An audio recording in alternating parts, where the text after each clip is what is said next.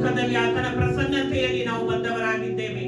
ಆತನು ಈ ಒಂದು ಆರಾಧನೆಯನ್ನ ಆತನ ಪ್ರಸನ್ನತೆಯಲ್ಲಿ ನಡೆಸುವ ಹಾಗೆ ಪವಿತ್ರಾತ್ಮನು ತಾನೇ ನಮ್ಮ ಆರಾಧನೆಯಲ್ಲಿ ನಮ್ಮನ್ನ ನಡೆಸುವಂತೆ, ಆತನು ನಮ್ಮ ಮೂಲಕವಾಗಿ ಮಹಿಮೆ ಹೊಂದಿಕೊಳ್ಳುವಂತೆ, ನಿನ್ನ ಪ್ರಸನ್ನತೆಯಲ್ಲಿ ನಿನ್ ಜೀವವಿದೆ ಎಂಬ ಒಂದು ಹಾಡಿನ ಮೂಲಕವಾಗಿ ಆತನನ್ನ ನಾವು ಸ್ತುತಿಸೋಣ ಪ್ರಿಯರೇ.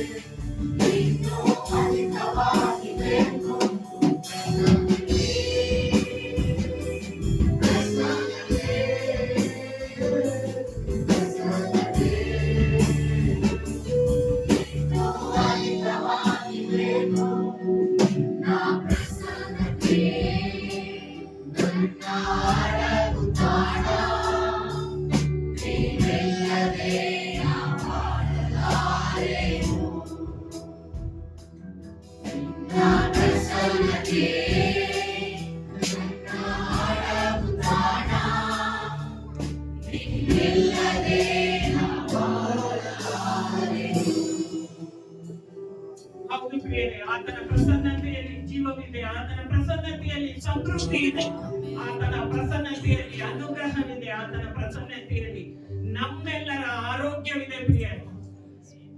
ಆತನ ಪ್ರಸನ್ನತೆಯೇ ನಮ್ಮನ್ನ ಈ ಒಂದು ಲೋಕದಲ್ಲಿ, ಕಳೆದು ಹೋದ ಈ ಒಂದು ಲೋಕದಲ್ಲಿ ನಾವು ಜೀವಿಸಲಿಕ್ಕೆ ಆತನ ಪ್ರಸನ್ನತೆಯೇ ನಮ್ಮನ್ನ ನಡೆಸುವಂತದ್ದಾಗಿದೆ.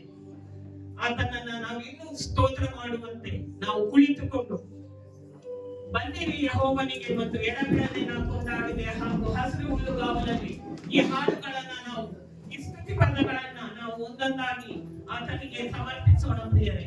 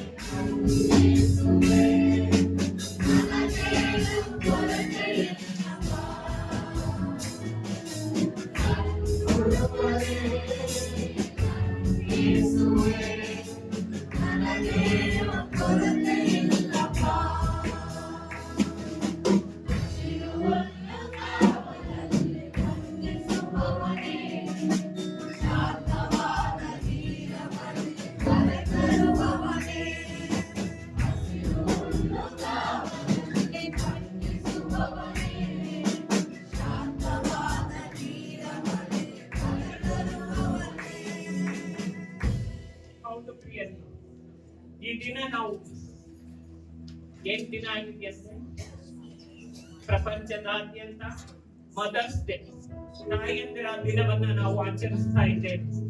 ಆದ್ರೆ ನಾವು ಹಾಡುವ ಈ ಹಾಡು ನಮ್ಮ ಏಸಪ್ಪನೇ ನಮಗೆ ಎಲ್ಲವೂ ಆಗಿಲ್ಲ. ಈ ಹಾಡಲ್ಲಿ ನಾವು ನೋಡುವಾಗ ನಮ್ಮ ಪ್ರತಿ ಬಯಕೆ, ನಮ್ಮ ಪ್ರತಿ ಆಸೆಯನ್ನ ಆತನು ನಮಗೆ ತೀರಿಸುವಾತನಾಗಿದ್ದಾನೆ. ಅನೇಕರ ತಾಯಂದಿರ ಒಂದು ಕೂಗು ಈ ಲೋಕದ ಮನುಷ್ಯರಿಗೆ ಕಾಣಲಭ್ಯ. ಅನೇಕರು ನಮ್ಮ ಸಭೆಯಲ್ಲೂ ಅನೇಕರು ತಾಯಂದಿರು ಪ್ರಾರ್ಥನಾ ವೀರರಾಗಿದ್ದಾರೆ. ಅನೇಕರು ಈ ಲೋಕಕ್ಕಾಗಿ ತಮ್ಮ ಕುಟುಂಬಗಳಿಗೋಸ್ಕರವಾಗಿ ಪ್ರಾರ್ಥನೆ ಮಾಡುವವರಿದ್ದಾರೆ. ಸೊ ಅವರಿಗಾಗಿ ನಾವು ಈ ಹಾಡನ್ನ ಸಮರ್ಪಿಸುವವಳಾಗಿದ್ದೇನೆ.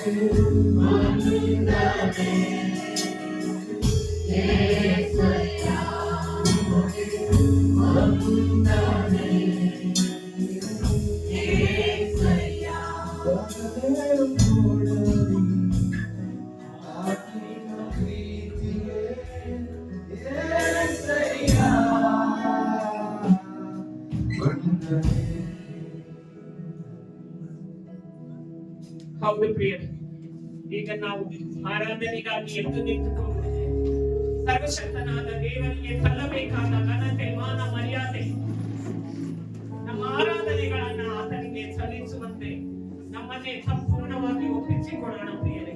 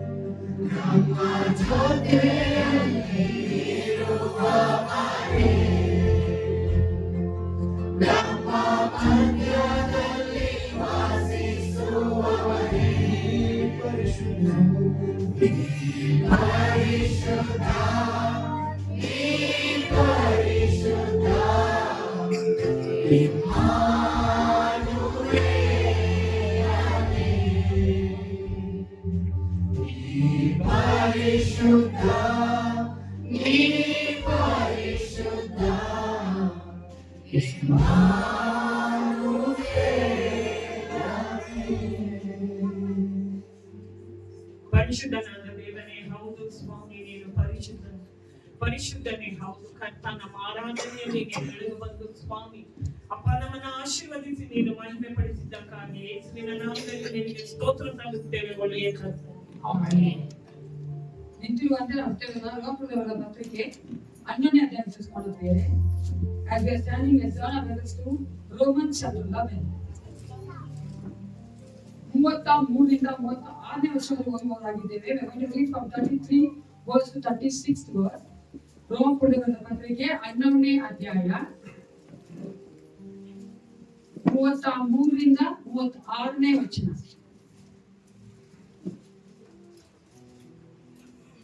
ನಮ್ಮದೇ ಸತೀಶ್ ಅವರು ಓದಬೇಕಂತ ಕೇಳ್ಕೊಳ್ತೇನೆ.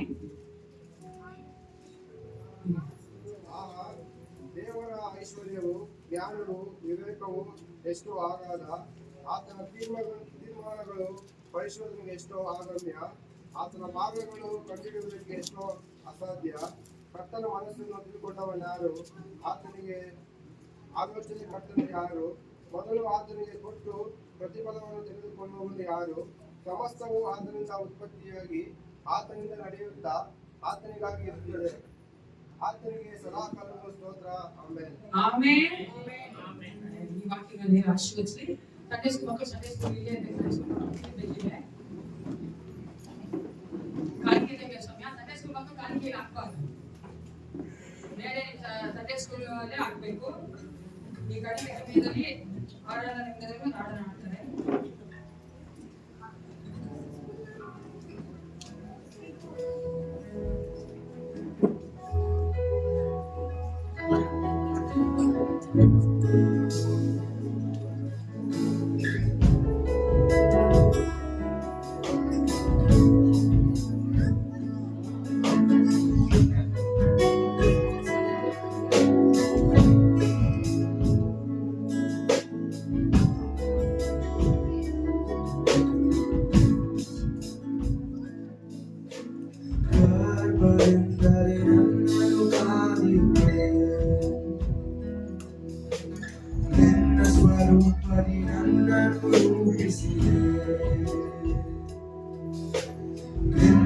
ಶ್ವಾಸದಿ ನಾ ಬಾಳುತ್ತಿರುವೆ,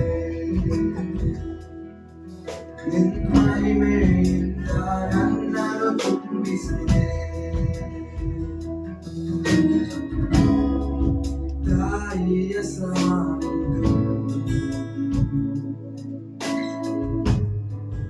ತಾಯಿಗಿಂತ ಮಾಡಬಲ್ಲು, ತಾಯಿಯ ಸಮಾನ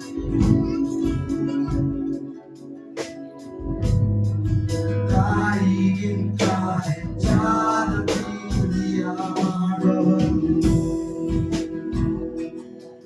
ನೆಮ್ಮದಿಯಿಂದಿರು ನಿನ್ನಯ ಮಡಿಲಲ್ಲೇ, ರಕ್ಷಿಸಲು ನಿನ್ನಯ ಕರನಡಿವೆ. ನನ್ನ ಕಣ್ಣೀರೆಲ್ಲ ಒರೆಸುವ ಕಾನಿಗೆ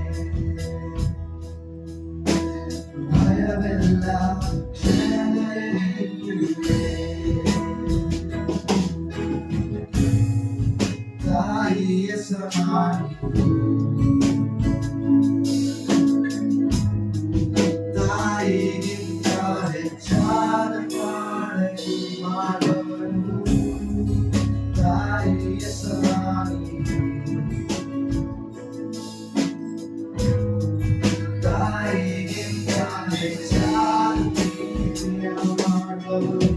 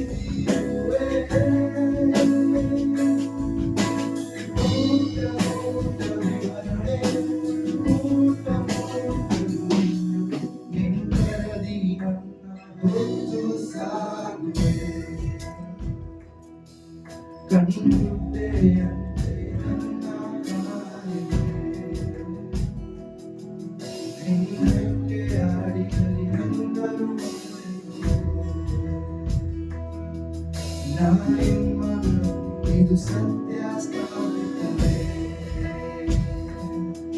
ನಿನ್ನದಿ ನನ್ನ ಹೊತ್ತು ಸಾಗುವೆ ಗಂಟೆಯಂತೆ ನನ್ನ ಕಾಯುವೆ ನಿನ್ನಕ್ಕೆ ಅಡಿಯಲ್ಲಿ ನಮ್ಮನೆ ಮಾಡಿರುವೆ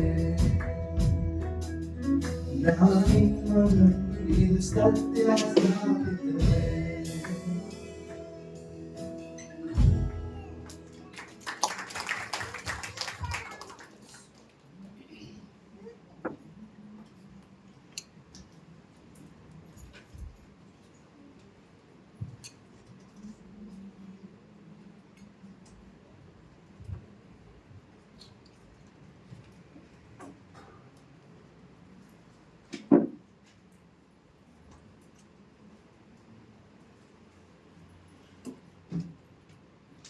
ಇವತ್ತು ಸ್ವಲ್ಪ ವ್ಯತ್ಯಾಸ ಮಾಡ್ತೀವಿ ಯಾಕಂದ್ರೆ ಮನೋಧನ ಮಾಡಿ ಒಂದು ಅಭ್ಯಾಸ ಬಿಡುತ್ತಾನೆ ಒಂದಾದ್ಮೇಲೆ ಇದು ಅನ್ಕೊಂಡ್ಬಿಡ್ತಾರೆ ವ್ಯತ್ಯಾಸ ಮಾಡ್ತಾರೆ ಓಕೆನಾ. ಇವತ್ತು ಮದರ್ಸ್ ಡೇ ಅಲ್ವಾ, ಅದಕ್ಕಾಗಿ ನಮ್ಮ ಮಧ್ಯದಂತಹ ಚಿಕ್ಕ ಮಕ್ಕಳು ಸಂಡೇ ಸ್ಕೂಲ್ ಮಕ್ಕಳು ಅವರ ತಾಯಿ ಕುರಿತಾಗಿ ಮಾತಾಡ್ತಾರೆ ಓಕೆನಾ. ಜನರಲ್ ಆಗಿ ಮಾತಾಡಲ್ಲ, ಅವ್ರ ತಾಯಿ ಕುರಿತಾಗಿ ಮಾಡ್ತಾರೆ.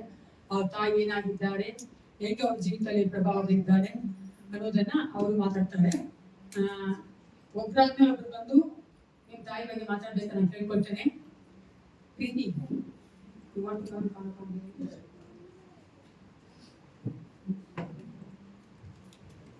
ಇಲ್ಲಿ ಬಂದ್ರಿ, ಇಲ್ಲಿ ನಿಂತ್ಕೊಳ್ಳಿ.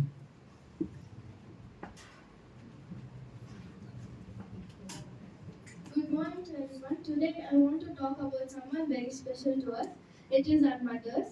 Mothers are like magic. They can turn a frown into a smile and make things better. They help us. They show that unwavering love towards us. Mothers, let's make Mother's Day a very special and beautiful memories. Above all, Mother's Day celebrates the unique bond between a mother and her child. Happy Mother's Day to all the beautiful mothers over there. You make the world a better place. Thank you.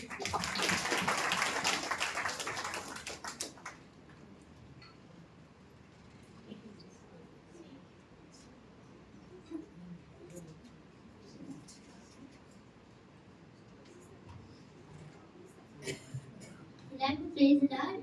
ಮತ್ತೆ ಎಲ್ಲ ಮದರ್ಸ್ಗೂ happy mother's day. ಮತ್ತು ನಾನು ನಮ್ಮ ಅಮ್ಮ ಬಗ್ಗೆ ಮಾತಾಡ್ತಿದ್ದೀನಿ. So ನಮ್ಮ mummy ಬಂದು ಲೈಕ್ ನನ್ನ one of the best friends. So like ಅವ್ರು ನನಗೆ ಹೋಮ್ವರ್ಕಿಂದ ಲೈಕ್ ಸ್ಕೂಲ್ ವರ್ಕಲ್ಲಿ ಎಲ್ಲದನ್ನು ಹೆಲ್ಪ್ ಮಾಡ್ತಾರೆ. ಮತ್ತು ಅವ್ರು ಲೈಕ್ ಎಲ್ಲದನ್ನು ನಮ್ಗೆ ಹೆಲ್ಪ್ ಮಾಡ್ತಾರೆ. ಮತ್ತು ನನ್ನ ಜೊತೆ ಆಟ ಆಡ್ತಾರೆ ಯಾವಾಗಲೂ. ಮತ್ತು ಲೈಕ್ ಅವ್ರು ನನ್ನ ಫಸ್ಟ್ ಟೀಚರ್ ಕೂಡ ಅವರೇ. ಸೊ ಲೈಕ್ ಗಾಡ್ ನನಗೆ ಎಷ್ಟು ಥ್ಯಾಂಕ್ ಯು ಎಂದು ಸಾಕಾಗಲ್ಲ, ಎಷ್ಟು ಚೆನ್ನಾಗಿರೋ ಮದರ್ನ ಕೊಟ್ಟಿದ್ದಾರೆ. ಸೊ ಎಲ್ಲ ಮದರ್ಸ್ಗೂ ಹಂಗೆ ಇರ್ತಾರೆ ನಂಗೆ ಗೊತ್ತು. ಸೊ ಎಲ್ಲ ಮದರ್ಸ್ಗೂ ಥ್ಯಾಂಕ್ ಯು, ನಿಮ್ಮ ಮಕ್ಕಳನ್ನ ಎಷ್ಟು ಕ್ಲಿಯರಾಗಿ ನೋಡ್ಕೊಂಡಿದ್ದೀರಾ ಅಂತ. ಆಮೇಲೆ happy mother's day once again, thank you.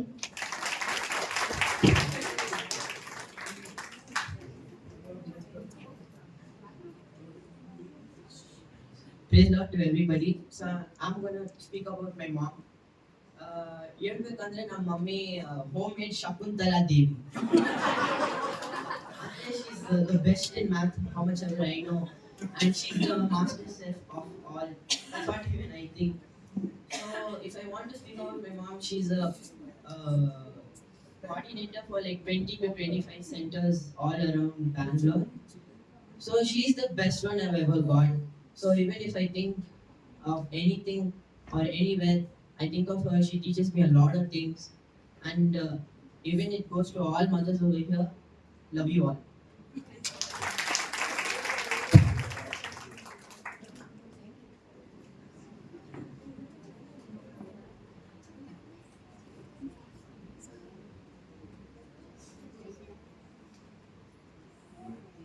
Hi everyone, and happy Mother's Day. I'm gonna talk about my mom. She's the nicest, sweetest person, and she always helps me with everything. She teaches me new things every day, and she's very loving and very kind. I know all mothers are like that. Thank you.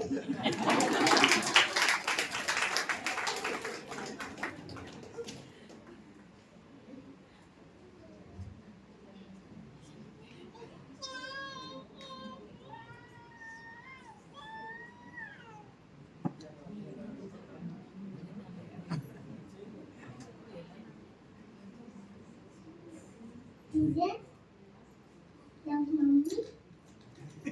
Why? Love mama.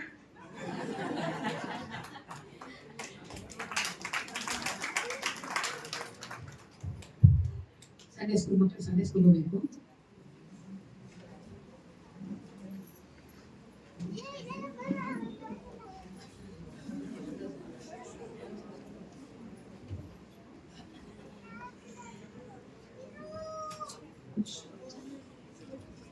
ಈ ಒಂದು ಸಮಯದಲ್ಲಿ ಕಾಣಿಕೆಗೆ ಮತ್ತೆ ಈ ಒಂದು ವಾರದಲ್ಲಿ ಜನ್ಮದಿನ ಆಚರಿಸ್ಕೊಳ್ಳುವಂಥವ್ರು ಮನೆ ರಾಜ್ಯಕ್ಕೆ ಇಟ್ಕೊಳ್ಳಿ. ನಾವು ಪ್ರಾರ್ಥನೆ ಮಾಡೋರಾಗಿದ್ದೇವೆ. Anyone is going to celebrate birthdays and marriages, please stand up and pray for you. ಈ ವಾರದಲ್ಲಿ ಬರ್ತ್ಡೇಸ್ ಮತ್ತೆ ಮ್ಯಾರೇಜ್ ಆನಿವರ್ಸರೀಸ್ ಆಚರಿಸುವಂಥವ್ರು ಇರುವುದಾದ್ರೆ ಇಟ್ಕೊಂಡು ನಿಮಗೋಸ್ಕರ ನಾವು ಪ್ರಾರ್ಥನೆ ಮಾಡ್ತೇವೆ. ಪ್ರಾರ್ಥನೆ ಮಾಡಿಕೊಳ್ಳೋಣ. ಪರಿಶುದ್ಧನೇ ಸರ್ವೋತ್ತಮನೇ ಅಪಾಪಿತನೇ ಹೊಸಮಯಕ್ಕಾಗಿ ನಿಮಗೆ ಸ್ತೋತ್ರ ಉಂಟಾಗಲಿ.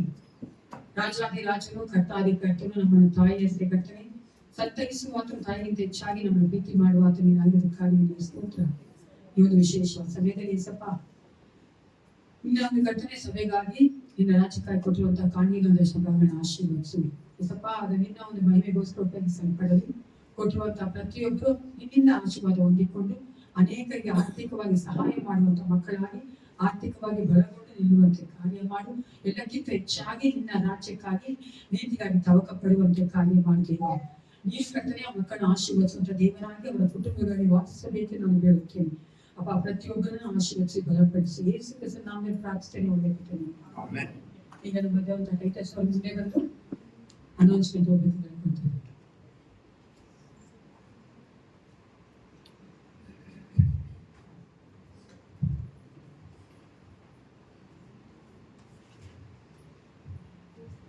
ಈ ವಾರದ ಪ್ರಕಟಣೆಗಳು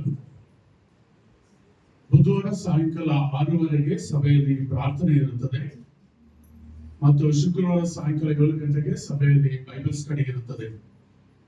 ಶನಿವಾರ ಸಾಯಂಕಾಲ ಹಾಡಿನ ಅಭ್ಯಾಸ ಇರುತ್ತದೆ. ಹಾಡಿನ ತಂಡದವರೊಂದು ಸಿದ್ಧತೆ ಮಾಡ್ಕೊಳ್ಬೇಕಾಗಿ ತಿಳ್ಕೊಂಡನೆ. ಬರುವ ಭಾನುವಾರ ಬೆಳಗಿನ ಜಾವ 8:30ಗೆ ಸಭೆಯಲ್ಲಿ ಆರಾಧನೆ ಇರುತ್ತದೆ.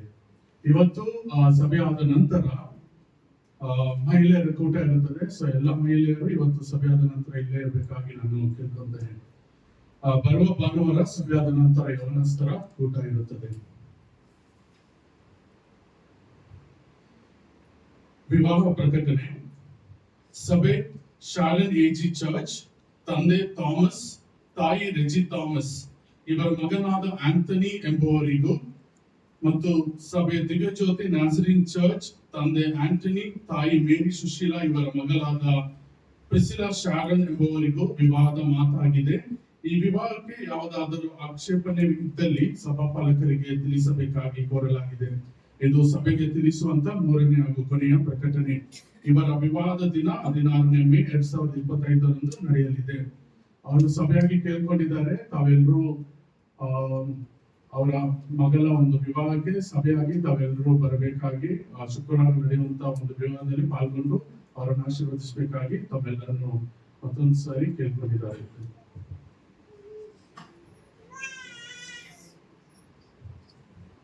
ಹಾಲೆಲೂಯಾ. ಅನೌನ್ಸ್ಮೆಂಟ್ ತಿಳಿಸ್ಕೊಂಡಿದ್ದೇವೆ, ಅದರಂತೆ ನಡೆಯೋಕ್ಕೆ ದೇವರು ನಮಗೆ ಬಲ ಕೊಡಲಿ. ಈ ಒಂದು ದಿನದಲ್ಲಿ ನಮ್ಮೆಲ್ಲರಿಗೂ ಈಗ ಗೊತ್ತಾಗಿದೆ, ಇವತ್ತೇನಂತೆ ಮದರ್ಸ್ ಡೇ ಬಂದ್ರೆ ಮದರ್ಸು ಬಾಯ್ತಿಲ್ಲ, ಫಾದರ್ಸ್ ಡೇ ಬಂದ್ರೆ ಫಾದರ್ಸು ಬಾಯ್ತಿಲ್ಲ. ಸಿಸ್ಟರ್ಸ್ ಡೇ ಮಾಡೋಣ, ಅವ್ರು ಹೇಳಿದ್ರೆ ಬನ್ನಿ. ಅದೇ ಎಲ್ಲರೂ ಸಿಸ್ಟರ್ಸ್ ಡೇ ಅಂದ್ರೆ ಹೌದು ಸಿಸ್ಟರ್ಸ್ ಡೇ. ಚೆನ್ನಾಗಿದ್ದೀರಾ? ಬಿಸಿಲಿದೆ, ತುಂಬಾ ಚೆನ್ನಾಗಿದೆ, ಭಯಂಕರ ಬಿಸಿಲು ಬೆಂಗಳೂರಲ್ಲಿ. ಅಷ್ಟು ಬಿಸಿಲಿರೋದಕ್ಕೆ ನಮ್ಮ AC ಏನು ಆಗಿಲ್ಲ. ಅನ್ಸುತ್ತೆ ನಮ್ಮ ಕಮಿಟಿ ಮಾತಾಡಿ ಹೊಸ AC ಗಳು ಹಾಕ್ಸ್ಬೇಕು. ಹೊಸ AC ಹಾಕಿದ್ರೆ ಅವ್ರು ಕೂಲಾಗಿದ್ದು ಇನ್ನೊಂದು ಸ್ವಲ್ಪ ವರ್ಷ ಅಲ್ವಾ? ನಮ್ಮ ಸೀನಿಯರ್ ಪಾಸ್ಟರ್ ಹಾಕಬೇಕು. ಒಂದು ದಂಪತಿಗಳಿಗೆ ಒಬ್ಬ ಮಗ ಇದ್ದ. ಮಗ ಬೆಳೆದು ದೊಡ್ಡವನಾದ್ಮೇಲೆ ಅವ್ನಿಗೆ ಮದುವೆ ಮಾಡಿದ್ರು.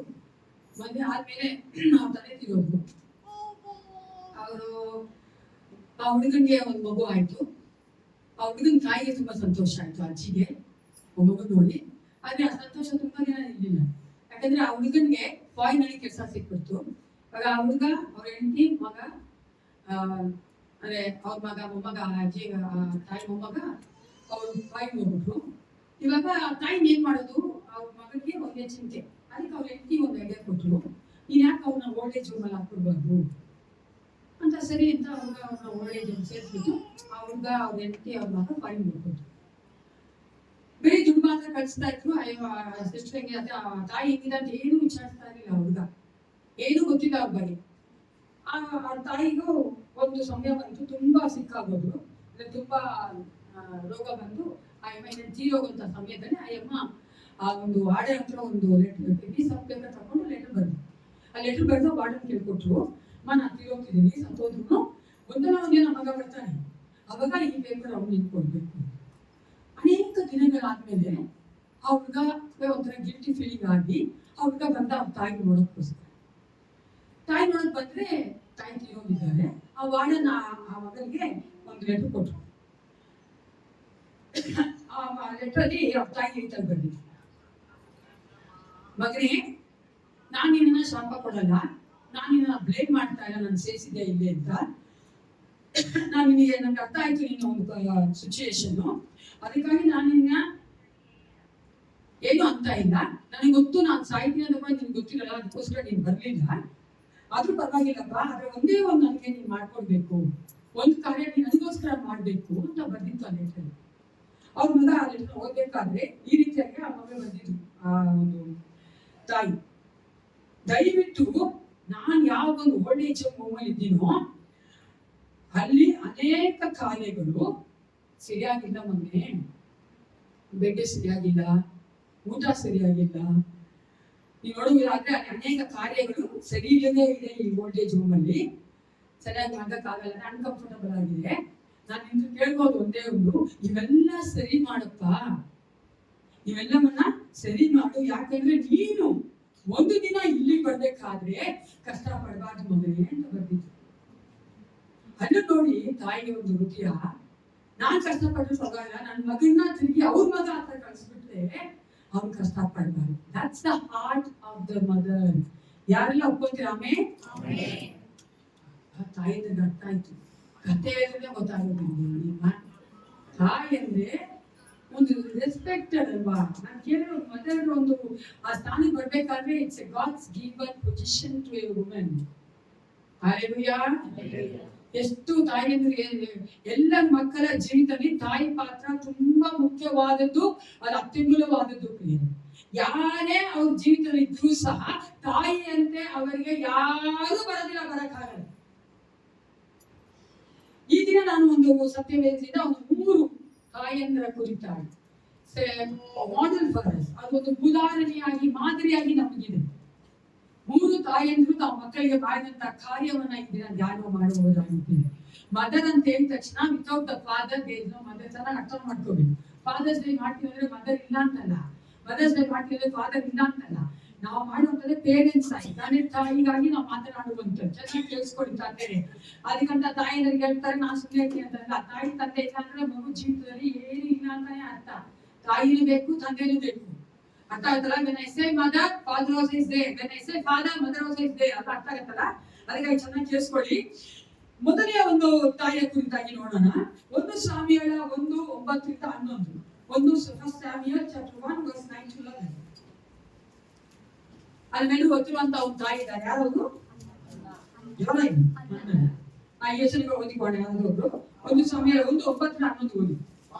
ಅವರು ಶಿಲೋವಿನಲ್ಲಿ ಅನ್ನಪಾನಗಳನ್ನು ತೆಗೆದುಕೊಂಡ ಮೇಲೆ ಹನ್ನೆರಡು ಎದ್ದು ಯಾಜಕನಾದ ಏಲಿಯು ಯೆಹೋವನ ಮಂದಿರ ದ್ವಾರದ ನಿಲುವು ಪಟ್ಟಿಗಳ ಬಳಿಯಲ್ಲಿ ಒಂದು ಪೀಠದ ಮೇಲೆ ಕುಳಿತಿರುವಾಗ ಹೋಗಿ ಬಹು ದುಃಖದಿಂದ ಕಣ್ಣೀರು ಸುರಿಸುತ್ತಾ ಯೆಹೋವನನ್ನು ಕುರಿತು, ಸೇನಾಧೀಶ್ವರನಾದ ಯೆಹೋವನೇ, ನಿನ್ನ ದಾಸಿಯ ದುಃಖವನ್ನು ಪರಾಮರಿಸು, ನನ್ನನ್ನು ತಿರಸ್ಕರಿಸದೆ ಕನಿಕರವಿಟ್ಟು ನನಗೊಬ್ಬ ಮಗನನ್ನು ಕೊಡಬೇಕು. ಅವನು ಜೀವದಿಂದಿರುವ ತನಕ ನಿನ್ನವನಾಗಿಯೇ ಇರುವ ಹಾಗೆ ನಿನಗೆ ಪ್ರತಿಷ್ಠಿಸಿ ಕೊಡುವೆನು. ಅವನ ತಲೆಯ ಮೇಲೆ ಕ್ಷೌರ ಕತ್ತಿಯನ್ನು ಬರಗೊಡಿಸುವುದಿಲ್ಲ ಎಂದು ಪ್ರಾರ್ಥಿಸಿ ಹರಕೆ ಮಾಡಿದಳು. ಆಕೆ ಸಾಕು ಸಾಕು ಸಾಕು. ಇಲ್ಲಿ ನಾವು ನೋಡುವಂಥದ್ದು ಮೊದಲನೇ ತಾಯಿ ಹನ್ನೆರಡು. ಅಲ್ಲಿ ಆಕೆ ನಾವೇನ್ ನೋಡ್ತೀವಿ, ಆಕೆಯಲ್ಲಿ ಪ್ರಾಮಿಸ್ ಅರಿಕೆ ಮಾಡಿ ಆ ವಾಗ್ದಾನವನ್ನು ತೀರಿಸಿದಂತ ಒಂದು ತಾಯಿಯಾಗಿ ನಾವು ನೋಡ್ತೇವೆ. ಆಕೆ ಏನ್ ಮಾಡಲ್ಲ, ಅರಿಕೆ ಮಾಡಿ. ಇಲ್ಲಿ ನೀವು ಈ ಒಂದು ಕಥೆಯನ್ನು ನೋಡುವುದಾದ್ರೆ ನಿಮ್ಗೆಲ್ಲರೂ ಗೊತ್ತ ಕಥೆನೆ, ಆದ್ರೂ ಸಹ ನಾನು ಮಾತನಾಡಿ ನಿಮ್ಮನ್ನ ರಿಫ್ರೆಶ್ ಮಾಡೋದಕ್ಕಾಗಿ ತಿಳಿಯೋದಕ್ಕಾಗಿ ನಾನು ತಿರುಗಿ ಹೇಳ್ತೇನೆ. ಎಫ್ರಾಯಿಮ್ ಬೆಟ್ಟದ ಸೀಮೆಯಲ್ಲಿ ಒಬ್ಬ ಮನುಷ್ಯ ಇದ್ದ. ಆತನ ಹೆಸರೇನು? ಎಲ್ಕಾನ. ಆತನ 2 ಹೆಂಡತಿಯರು, ಅಣ್ಣಾಳು ಮತ್ತೆ ಪೆನಿಲಾಳು. ಇವಾಗ ನಾವು ನೋಡ್ತೀವಿ ಅಣ್ಣನಿಗೆ ಮಕ್ಕಳಿಲ್ಲ, ಆದ್ರೆ ಪೆನಿಲಾಲ್ಗೆ ಮಕ್ಕಳಿದೆ. ಆದ್ರೆ ಪ್ರತಿ ವರ್ಷ ನಮ್ಗೆಲ್ರಿಗೂ ಗೊತ್ತಿರುವಂತೆ ಯಹೂದ್ಯರು ಏನ್ ಮಾಡ್ತಾರೆ, ಪ್ರತಿ ವರ್ಷ ಆ ದೇವಾಲಯಕ್ಕೆ ಹೋಗಿ ಅವರು ಅಲ್ಲಿ ಅಗ್ನಿ ಅರ್ಪಿಸಿ ತನ್ನ ಕುಟುಂಬಕ್ಕೋಸ್ಕರವಾಗಿ ಯಜ್ಞವನ್ನು ಅರ್ಪಿಸಿ ಅಲ್ಲಿ ದೇವರಿಗೆ ಆರಾಧನೆ ಮಾಡಿ ತಿರುಗಿ ವಾಪಸ್ ಹೋಗುವಂತ ಒಂದು ಸಂಪ್ರದಾಯ. ಅಂದ್ರೆ ಊಟ ಮಾಡ್ಕೊಂಡು ಅವ್ರು ಹೋಗ್ತಾರೆ. ಆ ರೀತಿ ಪ್ರತಿ ವರ್ಷ ಮಾಡ್ಬೇಕಾದ್ರೆ ಆಕೆ ಅಲ್ಲಿ ಬೆನಾಲಿಗೆ ಎಲ್ಕನ ಏನ್ ಮಾಡ್ತಾ ಇದ್ದ, ಆಕೆ ಮಕ್ಕಳಿಗೆ ಪಾಲ್ ಕೊಡ್ತಾ ಇದ್ದ. ಈಕೆಗೆ ಮಕ್ಕಳಿಲ್ಲ. ಅಣ್ಣ ಯಾವಾಗ್ಲೂ ಆ ಒಂದು ಸವತಿ ಏನ್ ಮಾಡ್ತಾ ಇದ್ದು, ಹೀನಾಯಿಸ್ತಾ ಇದ್ದು ಅಥವಾ ಹೇಳಿ ಮಾಡ್ತಾ ಇದ್ದು, ನಿನ್ ಮಕ್ಕಳಿಲ್ಲ ಅಂತ ಆಕೆನ ಚುಚ್ಚಿ ಮಾಡ್ತಾ ಇದ್ದು ಮಂಚಿ ಆಗಿದ್ಯಾ ಅಂತ. ಆಗ ಈಕೆ ಅಣ್ಣ ಬಹಳ ದುಃಖ ಪಡ್ತಾ ಇದ್ದ. ಅವ್ರ ಗಂಡ ಎಷ್ಟೇ ಸಮಾಧಾನ ಮಾಡಿದ್ರು ಆಕೆಗೆ ಸಮಾಧಾನ ಆಗ್ತಾ ಇರ್ಲಿಲ್ಲ. ಆ 1 ವರ್ಷ ಹೋದ್ರಲ್ಲ ಅಲ್ಲಿಗೆ ಆ ಒಂದು ದೇವಾಲಯಕ್ಕೆ ಯಜ್ಞ ಅರ್ಪಿಸೋಸ್ಕರವಾಗಿ, ಆ ಸಮಯದಲ್ಲಿ ನೀವು ನೋಡುವುದಾದ್ರೆ 12ನೇ ವಚನ ನೋಡ್ತೇವೆ. ಆಕೆ ಏನ್ ಮಾಡ್ತಾಳೆ, ಯೆಹೋವನ ಮುಂದೆ ಪ್ರಾರ್ಥನೆ ಮಾಡಕ್ಕೆ ಪ್ರಾರಂಭಿಸ್ತಾಳೆ. ಅಲ್ಲಿ ಒಬ್ಬ ಏಲಿ ಎಂಬ ಯಾಜಕನಿದ್ದಾನೆ. ಆತನು ಆಕೆಯನ್ನು ನೋಡ್ತಾ ಇದ್ದ. ಆಕೆ ಬಾಯಿ ಅಲ್ಲಿ ಜೋರಾಗಿ ಹೇಳ್ತಾನೆ. ಆಕೆ ಹೆಸರಾದ್ರೆ ಪ್ರಾರ್ಥನೆ ಮಾಡ್ತೀರಿ? ನೀವು ಮಾಡ್ತೀರಾ? ಮನ್ಸಲ್ಲಿ ಇರುತ್ತೆ, ಬಾಯಿ ಮಾತು ಎತ್ತಿಗೆ ಹೇಳ್ತೀವಿ, ಜೋರಾಗಿ ಹೇಳಲ್ಲ ನಾವೆಲ್ಲ. ಅದನ್ನ ನೋಡ್ಕೊಂಡು ಅವ ಹೇಳಿ ಅನ್ಕೊಂಡ್ಬಿಟ್ಟ, ಈಗ ಕುಡ್ಕೊಂಡ್ ಬಂದ್ಬಿಡ್ತಾಳೆ, ಇನ್ನು ಅವಳು ಇಲ್ಲಿಲ್ಲ ಅಂತ. ಆದ್ರೆ ಆಕೆ ಹೇಳ್ತಾಳೆ, ಇಲ್ಲಪ್ಪ, ನನಗೆ ಹೆಚ್ಚಾದ ಒಂದು ಚಿಂತೆ ಇದೆ, ವ್ಯಥೆ ಇದೆ, ಅದನ್ನೇ ನಾವು ದೇವರಲ್ಲಿ ಆಯ್ಕೆ ಮಾಡ್ಕೊಳ್ತಾ ಇದ್ದೇನೆ ಅಂತ. ಆ ಆಯ್ಕೆ ಮಾಡಿದ್ರೆ ನಾವು ನೋಡಿದ್ವಿ. ಏನಂತ ಹೇಳ್ತಾಳೆ ಅಲ್ಲಿ ಓದೋ ಲಕ್ಷಣ. ಅಣ್ಣ ಏನಂದು ಏನಂತ ಹೇಳಿ, ಗಂಡು ಕೊಡುವುದಾದ್ರೆ ನಿನ್ನವನಾಗಿಯೇ ನಿನಗೆ ಪ್ರತಿಷ್ಠೆ ಮಾಡ್ತೇನೆ, ಒಬ್ಬ ನಸರೆಯನ್ನ ಹಾಗೆ ನಿನಗೆ ನಾನು ಪ್ರತಿಷ್ಠೆ ಮಾಡ್ಬಿಡ್ತೇನೆ. ತಲೆ ಏನ್ ಮಾಡ್ತದೆ, ಪ್ರಾರ್ಥನೆ ಮಾಡಿ ಅರಿಕೆ ಮಾಡಿದ್ರು. ಹೇಳಿ ಅರಿಕೆ ಮಾಡಿದ್ರು. ಆಗ ಆತನು ಎಲ್ಲಿ ಹೇಳ್ತಾನೆ, ಸರಿನಮ್ಮ ಸಮಾಧಾನದಿಂದ ಹೋಗು, ಇಸ್ರೇಲ್ ದೇವರಿನ ಪ್ರಾರ್ಥನೆ ಕೇಳಿ ನೆರವೇರಿಸಲಿ ಅಂತ. ಅದ ನಂತರ ನೀವು ನೋಡುವುದಾದ್ರೆ ಆಕೆ ಮುಖದಲ್ಲಿ ದುಃಖಾನೇ ಇರಲಿಲ್ಲ ಅಂತ ವಾಕ್ಯಗಳು ಹೇಳ್ತದೆ. ಆಕೆ ಸಂತೋಷವಾಗಿ ಆ ಪ್ರಾರ್ಥನೆ ದೇವರು ಕೇಳಿದ್ದಾನೆ ಅಂತ ಅರಿಕೆ ಮಾಡಿ ಆಕೆ ಹೋದು. ದೇವರು ಆಕೆ ಗರ್ಭವನ್ನು ತೆರೆದು ಆಕೆಗೆ ಒಂದು ಗಂಡು ಮಗುವನ್ನ ಕೊಟ್ಟು. ಈಗ ಯಜ್ಞ ನೆಕ್ಸ್ಟ್ ಇಯರ್ ತಿರುಗಿ ಎಲ್ಲಿಗೆ ಹೋಗ್ತಾನೆ? ದೇವಾಲಯಕ್ಕೆ ಹೋಗ್ತಾನೆ. ಅಲ್ಲಿ ಯಜ್ಞ ಅರ್ಪಿಸ್ಬೇಕಾತನು. ಅವಾಗ ಏನ್ ಮಾಡ್ಬೇಕು? ಅನ್ನನು ಸಹ ಆತನೊಟ್ಟಿಗೆ ಹೋಗ್ಬೇಕು. ಆಕೆ ಹೋಗೋದಿಲ್ಲ. ಆಕೆ ಹೇಳ್ತಾರೆ, ಇಲ್ಲಪ್ಪ ನಾನು ಮೊಳೆ ಬಿಡಿಸಿದ್ದೇನೆ, ಮಗು ಹಾಲು ಬಿಡಿಸಿದ ಮೇಲೆ ನಾನು ಬರ್ತೀನಿ, ಕೈಲಾಗಿ ಕಾಣಿಸ್ಕೊಳ್ತೇನೆ, ಯಾಕಂದ್ರೆ ನಾನು ಮಗುವನ್ನ ದೇವರಿಗೆ ಸಮರ್ಪಿಸ್ಕೊಳ್ಬೇಕು. ಆ ಕಾಲ ನೋಡುವುದಾದ್ರೆ 3 ರಿಂದ 4 ವರ್ಷದವರೆಗೂ ಮಕ್ಕಳು ಹಾಲು ಕುಡಿತಾರೆ. ಈ ಕಾಲ ಆಗಿಲ್ಲದಾನೆ, ಈಗ ಡಬ್ಬ ಹಾಲು ಅಲ್ವಾ? ಆವಾಗ ತರ ಅಲ್ಲ. ಅವಾಗೆಲ್ಲ ನಮ್ಮ ತಂದೆ ತಾಯಿ ಕಾಲದಲ್ಲೂ ಅಷ್ಟೇ. ವಿತ್ ದ ಪರ್ಮಿಷನ್ ಆಫ್ ನಮ್ಮ ಅಕ್ಕ ನಾನು ಹೇಳ್ತೀನಿ, ನಮ್ಮ ಭಾವ, ನಮ್ಮ ಜಾನ್ ಇದ್ರಲ್ಲ, ನಮ್ಮ ಕಮಲಾ ಅವ್ರ ಹಸ್ಬೆಂಡು, ಅವ್ರು 6-7 ವರ್ಷ ಮುಗಿತದಂತೆ. ಅಷ್ಟು ಬಲ ಇತ್ತು ಆ ತಾಯಿಂದ್ರಿಗೆ. ಯಾಕಂದ್ರೆ ಆ ಕಾಲದಲ್ಲಿ ಹಂಗೆ. ಅವಾಗ ಹೇಳ್ಕೋಬೇಕು, ಸಂಜೆಗಳಲ್ಲಿ 4 ವರ್ಷ, ಓಕೆನಾ? ಆತನು ಹಾಲು ಕುಡಿಯೋದು ಬಿಟ್ಟ ನಂತರ ತಾಯಿ ಹತ್ರ ತೆಗೆದುಕೊಂಡು ಆಕೆ ಏನ್ ಮಾಡಿದ್ರು, ಕರ್ಕೊಂಡು ಆ ಒಂದು ಯೆಹೋವನ ಮನೆಯಲ್ಲಿ ಅವನ ದೇವಾಲಯಕ್ಕೆ ಹೋದ್ರು. 25ನೇ ವಚನ ಈ ರೀತಿ ಹೇಳ್ತದೆ, 24ನೇ ವಚನ ಸಹೋದರನ. ಅನಂತರ ಆಕೆಯು 3 ವರ್ಷದ ಒಂದು ಹೋರಿಯನ್ನು 30 ಸೇರು ಹಿಟ್ಟನ್ನು ಒಂದು ತಿತ್ತಿ ದ್ರಾಕ್ಷಾರಸವನ್ನು ತೆಗೆದುಕೊಂಡು ಪುತ್ರ ಸಹಿತನಾಗಿ ಶಿಲೋವಿನಲ್ಲಿದ್ದ ಯೆಹೋವನ ಮಂದಿರಕ್ಕೆ ಬಂದಳು. ಮಗನು ಇನ್ನೂ ಚಿಕ್ಕವನಾಗಿದ್ದನು. ಅವರು ಹೋರಿಯನ್ನು ಯಜ್ಞ ಮಾಡಿದ ಮೇಲೆ ಮಗನನ್ನು ಏಲಿಯ ಬಳಿಗೆ ತಂದರು. ಅನ್ನಲು ಏಲಿಗೆ, ಸ್ವಾಮಿ, ನಿನ್ನ ಜೀವದಾನೆ ಮೊದಲು ಯೆಹೋವನ ಸನ್ನಿಧಿಯಲ್ಲಿ ಪ್ರಾರ್ಥನೆ ಮಾಡುತ್ತಾ ಇಲ್ಲಿ ನಿನ್ನ ಹತ್ತಿರ ನಿಂತಿದ್ದ ಸ್ತ್ರೀಯು ನಾನೇ. ಸ್ವಲ್ಪ ಯೋಚನೆ ಮಾಡಿದ್ರಿಯೇ, ಒಂದು 4 ವರ್ಷದ ಮಗನನ್ನ ಆಕೆ ದೇವರ ಬಳಿ ಬಿಡಕ್ಕೆ ಹೋಗ್ತಾ ಇದ್ದಾಳೆ. ಈಸಿ ಕಷ್ಟ ಅಲ್ವಾ? ತಾಯಿಯಂದ್ರೆ ಚೆನ್ನಾಗ್ ಗೊತ್ತು, ತಂದೆ ಚೆನ್ನಾಗ್ ಗೊತ್ತು, ತುಂಬಾ ಕಷ್ಟ ಇದೆ. ಆ ಮಗನನ್ನ ದೇವಾಲಯದಲ್ಲಿ ಬಿಟ್ಬಿಡ್ಬೇಕು. ಆಕೆ ಅವ್ರ ಬಗ್ಗೆ ಯೋಚನೆ ಮಾಡಬಾರ್ದು, ಟೇಕ್ ಕೇರ್ ಮಾಡಬಾರ್ದು. ಆಕೆ ಏನ್ ಅರ್ಕೆ ಮಾಡಿದ್ರು ಆಕೆ ತೀರ್ಸೋದಕ್ಕೋಸ್ಕರ ಬರ್ತಾ ಇದ್ದಾಳೆ. ಚಿಕ್ಕವನಾದ್ರೂ ಪರವಾಗಿಲ್ಲ, ನನಗೆ ನೋವಾದ್ರೂ ಪರವಾಗಿಲ್ಲ, ನಾನು ಅರ್ಕೆ ಮಾಡಿದ್ದೀನಿ ದೇವರ ಹತ್ರ ಅಂತ. ಅದಕ್ಕೆ ಆ ವಚನ ನೋಡ್ತೀವಿ, ಆ ವಚನ 27-28. ಆತನು ನನ್ನ ಪ್ರಾರ್ಥನೆಯ ಫಲವಾಗಿ ಅನುಗ್ರಹಿಸಿದ ಮಗನು ಇವನೇ, ನಾನು ಇವನನ್ನು ಯೆಹೋವನಿಗೆ ಒಪ್ಪಿಸಿ ಬಿಟ್ಟಿದ್ದೇನೆ, ಇವನ ಜೀವದಿಂದಿರುವ ತನಕ ಆತನಿಗೆ ಪ್ರತಿಷ್ಠಿತನಾಗಿರುವನು ಎಂದು ಹೇಳಿದಳು. ನಮ್ಮ ಒಂದು ವಿಶ್ವಾಸಿಗಳ ಮಧ್ಯೆ ಒಂದು ಕಾರ್ಯವಿದೆ, ಸಂಪ್ರದಾಯ ಅಥವಾ ಅದು ತುಂಬಾ ವರ್ಷಗಳಿಂದ ನಮ್ಮ ಒಂದು ಪುತ್ರ ಅಂದ್ರೆ ನಮ್ಮ ತಂದೆ ತಾಯಿಗಳಿಂದ, ನಮ್ಮ ತಾತ ಅಜ್ಜಿಯಿಂದ ಬಂದ್ಬಿಟ್ಟಿರ್ಬೋದು. ಅದು ಹೆಂಗಿದೆ ಗೊತ್ತಾ?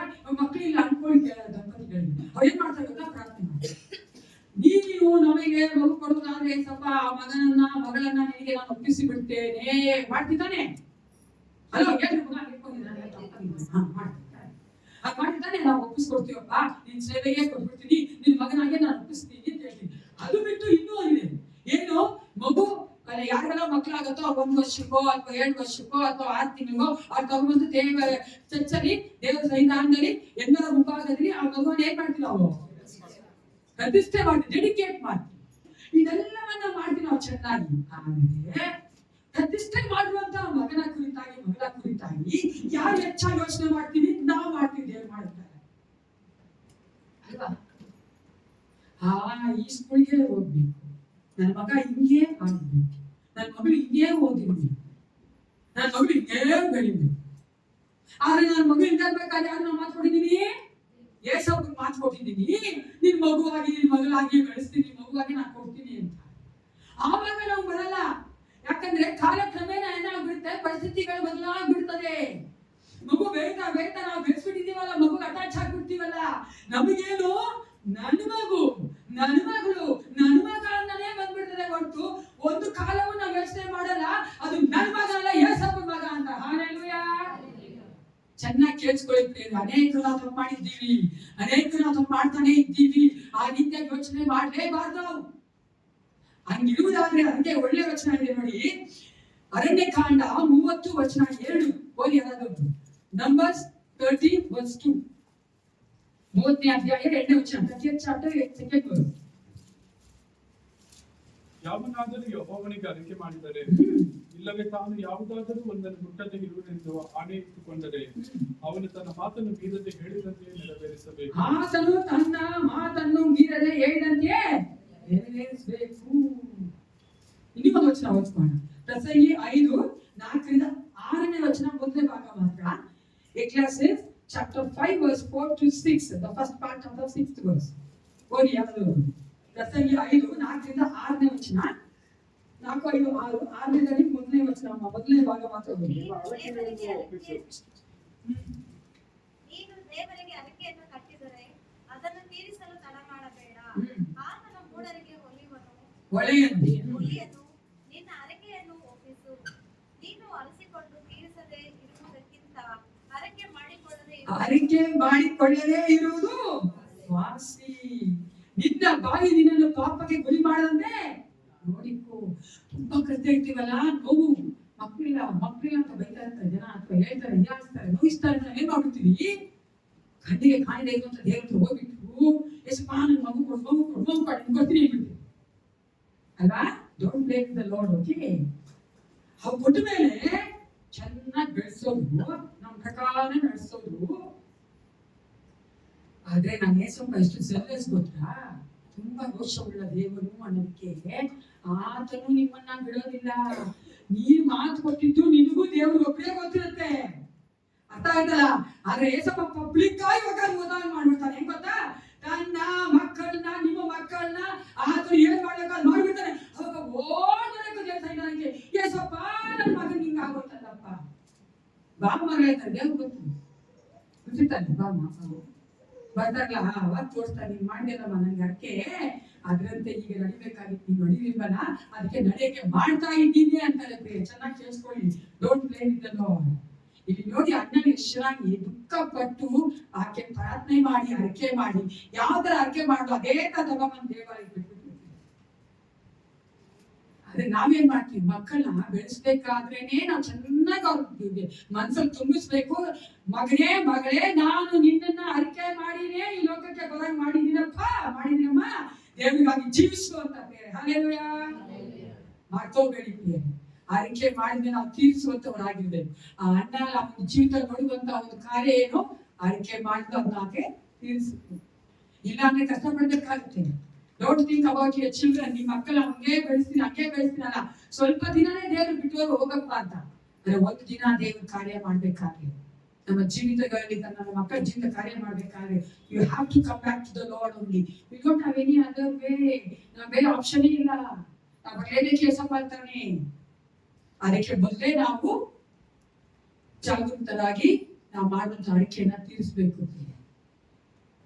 ತಾಯಂದ್ರೆ ಚೆನ್ನಾಗಿ ಕೇಳಿಸ್ಕೊಂಡು, ನೀವು ನಿಮ್ಮ ಮಕ್ಕಳನ್ನ ಹೃದಯದಲ್ಲಿ ಒಪ್ಪಿಸಿಕೊಟ್ಟುವುದಾದ್ರೆ ಅಥವಾ ಸಭೆಯಲ್ಲಿ ಒಪ್ಪಿಸಿಕೊಟ್ಟುವುದಾದ್ರೆ, ನಿಮ್ಮ ಮಕ್ಕಳ ಕುರಿತಾಗಿ ನಿಮ್ಮ ಒಂದು ಇಷ್ಟವನ್ನ ಅವರ ಮೇಲೆ ಹಾಕ್ಬೇಕು ಅಂತ ಅನ್ಕೊಂಬೇಡಿ. ಯೇಸಪ್ಪನ ಇಷ್ಟನೇ ಹಾಕ್ಬೇಕು ಅವ್ರ ಮೇಲೆ. ಆಮೇಲೆ ದೇವ್ರ ಕೇಳಿ ಕೊಟ್ಬಿಡ್ಬೇಕು. ದೇವ್ರ ವಾಕ್ಯಗಳಿಗೆ ಮೊದಲು ದೇವರ ರಾಜ್ಯವನ್ನ, ನೀತಿಯನ್ನ ಹುಡುಕುವಂತ ಮಕ್ಕಳಾಗಿ ನಮ್ಮ ಮಕ್ಕಳನ್ನ ಮಾಡ್ಬಿಟ್ರೆ ಬೇರೆ ಎಲ್ಲ ಏನಾಗುತ್ತಂತೆ? ನಮಗ್ ಗೊತ್ತಿಲ್ಲ. ನೀವು ಒಪ್ಪಿಸ್ಬಿಟ್ಟು ಮತ್ತೆ ದೇವರ ಅವರ ಸೇವಕರಾಗೇ ಎಬ್ಬಿಸ್ಬೇಕು ಅಂತ ನಾನು ಹೇಳ್ತಾ ಇಲ್ಲ. ಚೆನ್ನಾಗಿ ಅರ್ಥ ಮಾಡ್ಕೊಳ್ಳಿ. ಅವ್ರ ಪುಟ ಮೀಸಾಗೆ ಕರಿಬೇಕಂತ ನಾನು ಹೇಳ್ತಾ ಇಲ್ಲ. ಆದ್ರೆ ಆತನ ಆಲೋಚನೆಯಂತೆ ಆ ಮಗು ನಡೆಸೋದು ದೇವರು. ನಮ್ಮ ಆಲೋಚನೆಯಂತೆ ನಡೆಸಬಾರ್ದು ಅಂತ ನಾನು ಹೇಳ್ತಾ ಇರೋದು. ಅದಕ್ಕೆ ಅಣ್ಣ ಏನ್ ಮಾಡ್ದು ಅಲ್ವಾ?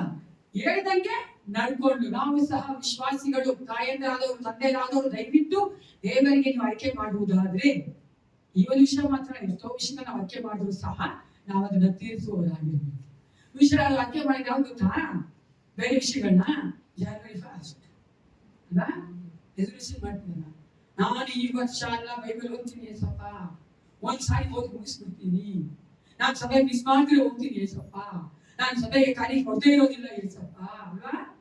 ನಾನು ಬಾಯಿ ಕಟ್ತೀನಿ ಏಸಪ್ಪ, ನಾನು ಸುಳ್ಳಿಯೋದಿಲ್ಲ ಏಸಪ್ಪ. ನಾವು ಫಸ್ಟ್ ಯಾವತ್ತಿನ ಅರ್ಕೆ ಮಾಡಿ ಒಳ್ಳೆ ಹೋಗ್ತೀವೋ ಅಲ್ಲೇ ಹೇಳ್ತೀನಿ, ಅಲ್ಲೇ breaking the promise the lord. ನಾವು ದೇವ್ರಿಗೆ ಏನು ವಾಗ್ದಾನ ಮಾಡಿರ್ತೀವೋ ಅದ್ರ ಒಳಗಡೆ ಹೋಗಿದ್ರೆ ನಾವು ಬ್ರೇಕ್ ಮಾಡ್ಬಿಡ್ತೀವಿ. ಅದಕ್ಕೆ ಈ ವರ್ಷ ಪ್ರಸಂಗಿಯಲ್ಲಿ ಹೇಳ್ತಾರೆ, ನಿನ್ನ ಅರಿಕೆಯನ್ನು ಒಪ್ಪಿಸು, ನೀನು ಅರಿಸಿಕೊಂಡು ತೀರಿಸದೇ ಇರುವುದಕ್ಕಿಂತ ಅರಿಕೆ ಮಾಡಿಕೊಳ್ಳದೇ ಇರುವುದು. ಅದಕ್ಕಂತ ಅರಿಕೆ ಮಾಡಿದ್ರೆ ಏನ್ ಮಾಡಲ್ಲ ಅಂತ ಹೇಳ್ಬೇಕು, ಕೆಲಸಗಳು ಮಾಡ್ಬೇಕು. ಅರಿಕೆ ಮಾಡ್ತಿರೋ ಮಾಡಲ್ವೋ ಅದು ದೇವ್ರು ಮಾಡಬೇಕು ಕಾರ್ಯಗಳನ್ನ ನಾವು ಮಾಡಲೇಬೇಕು. ಎರಡನೆಯ ಒಂದು ತಾಯಿ ಕುರಿತಾಗಿ, ಮೊದಲಾಗಿ ಏನ್ ನಾವು ನೋಡ್ತೇವೆ, ಅರಿಕೆ ಮಾಡಿ ತೀರಿಸಿದಂತ ಒಂದು ತಾಯಿಯ ಕುರಿತಾಗಿ. ಎರಡನೇದ ಮತ್ತಾಯ 15:21-28 ವಚನದಲ್ಲಿ ಒಬ್ಬ ತಾಯಿ ಇದ್ದಾರೆ. ಮತ್ತಾಯ 15:21-28 ಯಾರಾದ್ರೂ ಓದಿ. Matthew chapter 15:21-28. ಯೇಸು ಅಲ್ಲಿಂದ ಹೊರಟು ತೂರ್ ಸೀದೋನ್ ಪಟ್ಟಣಗಳ ಪ್ರಾಂತ್ಯಗಳಿಗೆ ಹೋದನು. ಆ ಸೀಮೆಯಿಂದ ಕಾನಾನ್ಯರಗಳು ಹೊರಟು ಬಂದು, ಸ್ವಾಮಿ, ದಾವೀದನ ಕುಮಾರನೇ, ನನ್ನನ್ನು ಕರುಣಿಸು, ನನ್ನ ಮಗಳಿಗೆ ದೆವ್ವದ ಕಾಟ ಬಹಳವಾಗಿದೆ ಎಂದು ಕೂಗಿಕೊಂಡರು. ಆದರೆ ಆತನು ಆಕೆಗೆ ಏನೂ ಉತ್ತರ ಕೊಡಲಿಲ್ಲ. ಆಗ ಆತನ ಶಿಷ್ಯರು ಬಂದು, ನಮ್ಮ ಹಿಂದೆ ಕೂಗಿಕೊಂಡು ಬರ್ತಾಳೆ, ಆಕೆಯನ್ನು ಕಳುಹಿಸಿ ಬಿಡು ಎಂದು ಆತನನ್ನು ಬೇಡಿಕೊಂಡರು. ಅದಕ್ಕಾತನು, ತಪ್ಪಿಸಿಕೊಂಡು ಕುರಿಗಳಂತಿರುವ ಇಸ್ರಾಯೇಲನ ಮನೆತನದವರ ಬಳಿಗೆ ಹೊರತು ಮತ್ತಾರ ಬಳಿಗೂ ನಾನು ಕಳುಹಿಸಲ್ಪಟ್ಟವನಲ್ಲ ಅಂದನು. ಆಗ ಆಕೆ ಬಂದು ಆತನಿಗೆ ಅಡ್ಡ ಬಿದ್ದು, ಸ್ವಾಮಿ, ನನಗೆ ಅನುಗ್ರಹ ಮಾಡಬೇಕು ಅಂದಳು. ಅದಕ್ಕಾತನು, ಮಕ್ಕಳು ತಿನ್ನುವ ರೊಟ್ಟಿಯನ್ನು ತಕ್ಕೊಂಡು ನಾಯಿ ಮರಿಗಳಿಗೆ ಹಾಕುವುದು ಸರಿಯಲ್ಲ ಎಂದು ಉತ್ತರ ಕೊಡಲು, ಆಕೆ, ಸ್ವಾಮಿ, ಆ ಮಾತು ನಿಜವೇ. ನಾಯಿ ಮರಿಗಳಂತೂ ತಮ್ಮ ಯಜಮಾನರ ಮೇಜಿನಿಂದ ಬೀಳುವ ರೊಟ್ಟಿಯ ತುಂಡುಗಳನ್ನು ತಿನ್ನುತ್ತವಲ್ಲ ಅಂದಳು. ಆಗ ಯೇಸು ಆಕೆಗೆ, ಅಮ್ಮ, ನಿನ್ನ ನಂಬಿಕೆ ಬಹಳ, ನಿನ್ನ ಮನಸ್ಸಿನಂತೆ ಆಗಲಿ ಎಂದು ಉತ್ತರ ಕೊಟ್ಟನು. ಅದೇ ಗಳಿಗೆಯಲ್ಲಿ ಆಕೆಯ ಮಗಳು ಸ್ವಸ್ಥಳಾದಳು. ಸಾಕು. ಎರಡನ್ನ ನೋಡುವಂಥದ್ದು ಯಾವ್ದಂದ್ರೆ ತೆರೆ ಪಟ್ಟು ಬಿಡದೆ ಪ್ರಾರ್ಥನೆ ಮಾಡುವಂತ ತಾಯಿ, persistence prayer of the mother. ಇಲ್ಲಿ ನೋಡಿ, ಒಬ್ಬ ತಾಯಿ ಇದ್ದಾಳೆ, ಅವಳು ಕಾನಾನ್ಯರು. ಆಕೆ ಮಗಳಿಗೆ ದೆವ್ವ ಹಿಡಿದ್ಬಿಟ್ಟಿದೆ. ಆಕೆ ಗೊತ್ತಾಯ್ತು, ಇವಾಗ ಯೇಸು ಕ್ರಿಸ್ತನ ಆ ಕಡೆ ಹೋಗ್ತಾ ಇದ್ದಾನೆ, ದಾವೀದನ ಕುಮಾರನು. ಆಕೆ ಗೊತ್ತಾಗಿದೆ, ಈ ತರ ಆತನು ಅದ್ಭುತಗಳನ್ನ ಮಾಡ್ತಾನೆ, ಬಿಡುಗಡೆ ಮಾಡ್ತಾನೆ, ಆತನ ಶಕ್ತಿ ಇದೆ ಅಂತ ಆಕೆ ಗೊತ್ತಾಗಿದೆ. ಇವಾಗ ಆಕೆ ಏನ್ ಮಾಡ್ತಾನೆ, ಮಗಳಿಗೋಸ್ಕರವಾಗಿ ಆತನ ಹಿಂದೆ ಹೋಗ್ತಾ ಇದ್ದಾಳೆ. ನೋಡ್ತೀವಿ ನಾವು, ಆತ ಕೂರ್ಕೊಂತಾ ಇದ್ರಂತೆ. ನೋಡಿ, ಯೇಸು ಕ್ರಿಸ್ತನಿಗೆ ಶಿಷ್ಯರಿಗೆ ಇರುವಂತ ಒಂದು ವ್ಯತ್ಯಾಸ, ಶಿಷ್ಯರಿಗೆ ಇರಿಟೇಟ್ ಆಗುತ್ತೆ. ನಮಗೂ ಆಗುತ್ತಲ್ಲ, ಏನ್ ಈ ರಬ್ಬಿ, ಏನ್ ಏಸಪ್ಪ ಸುಮ್ಮನೆ ಹೋಗ್ತಾನೆ, ಈಗ ಕೂತ್ಕೊಂಡ್ ಬರ್ತಾವಳೆ, ಏನ್ ಇರಿಟೇಟ್ ಆಗ್ತಾ ಇದೆ. ಅದಕ್ಕೆ ಅವ್ರು ಹೇಳ್ತಾರೆ, ನೋಡ ಏಸಪ್ಪ, ಏನೋ ಯೇಸಪ್ಪ ಗೊತ್ತೇ ಇಲ್ಲ, ನೋಡಿ ಏಸಪ್ಪ ಕೂತ್ಕೊಂಡು ಬರ್ತಾ ಇದ್ದಾರೆ, ಏನೋ ಮಾಡ್ಬಾರ್ದ ಅಂತ. ಯಾರು? ಶಿಷ್ಯ. ಅದಕ್ಕೆ ಯೇಸು ಕ್ರಿಸ್ತನ ಹೇಳಿದ, ಯೇಸು ಕ್ರಿಸ್ತನ ಅವ್ರಿಗೆ ಹೇಳಿಲ್ಲ, ನೋಡಕ್ ಹೋದ್ರೆ ಯೇಸು ಕ್ರಿಸ್ತನ ಆಕೆಗೆ ಹೇಳಿದ್ರು. ಓಕೆನಾ? ಇಲ್ಲಿ ನಾವು ನೋಡ್ತೇವೆ, ಆಕೆಯನ್ನ ಯೇಸು ಕ್ರಿಸ್ತನು ಎಷ್ಟು ಹೆಚ್ಚಾಗಿ ಡೌನ್ ಮಾಡಿದ್ರು ಸಹ, ಅಂದ್ರೆ ಎಷ್ಟು ಹೆಚ್ಚಾಗಿ ಕೀಳಾಗಿ ಮಾತಾಡಿದ್ರು ಸಹ, ಆಕೆ ಏನ್ ಮಾಡಿದ್ರು, ತನ್ನ ಮಗನಿಗೋಸ್ಕರ ಪಟ್ಟು ಬಿಡದೆ, ಇಲ್ಲ ಏಸಪ್ಪ, ಏಸಪ್ಪ ಕುತ್ಕೊಂಡ್ ಬಂದ್ರು, ಆ ಶಿಷ್ಯರು ಬೇಡ ಅಂದ್ರು, ಏಸಪ್ಪ ಇದ್ದನೇ ಬರ್ತಾರೆ, ಏಸಪ್ಪ ಹೇಳ್ರು, ನಾನು ಎಲ್ರಿಗೋಸ್ಕರ ಬಂದಿಲ್ಲ, ಇಸ್ರೇಲ್ಗೋಸ್ಕರ ಮಾತ್ರ ಬಂದಿನಿ ಅಂತ, ಆದ್ರೂ ಸಹ ಇದ್ದನೇ ಬರ್ತಾ ಇದ್ದು, ಇಲ್ಲ ನಾನು ನಾಯಿ ಮರಿಗೆ ಕೊಡಲ್ಲ ರೊಟ್ಟಿಯನ್ನ ನಾನು ಕೊಡೋದು ನನ್ನ ಮಕ್ಕಳಿಗೆ ಅಂದ್ರು. ಎಷ್ಟು ಅವ್ರಿಗೆ ಗೊತ್ತಾ, ಈ ಡೇಟಾಗಿ ಡೇಟ್ ಹೇಳ್ತಾರೆ ಅಂತ, ಅವಳನ್ನ ಕಾನಾನಿ ವಸ್ತು ಏನಂತಾರೆ ಹೇಳ್ರಿ, ನಾಯಿ ನಿಂತ. ಹಂಗಂದ್ರೂ ಸಹ ಎಷ್ಟು ಆಕೆ ತನ್ನ ಮಗನ ಪ್ರೀತಿ ಮಾಡ್ತಾ ತಾಯಂದಿರು ಅನ್ನಕ್ಕೆ, ತನ್ನ ಆಕೆ ಡೌನ್ ಮಾಡ್ಕೊಂಡು ಅಥವಾ ಅಂಬಲ್ ಮಾಡ್ಕೊಂಡು ತನ್ನ ತಾನು ತಗ್ಗಿಸ್ಕೊಂಡವಳಾಗಿ ಒಂದ್ ಮಾತು ಹೇಳ್ತಾಳೆ, ಆ ಒಂದು ರೊಟ್ಟಿಗಳ ಕೆಳಗಡೆ ಬೀಳ್ತದಲ್ಲ ಏಸಪ್ಪ, ಆ ರೊಟ್ಟಿ ನಾಯಿ ತಿಂತದಲ್ಲ, ಅದೇ ಸಾಕು ನನಗೆ. ಹಾಲೆಲೂಯಾ.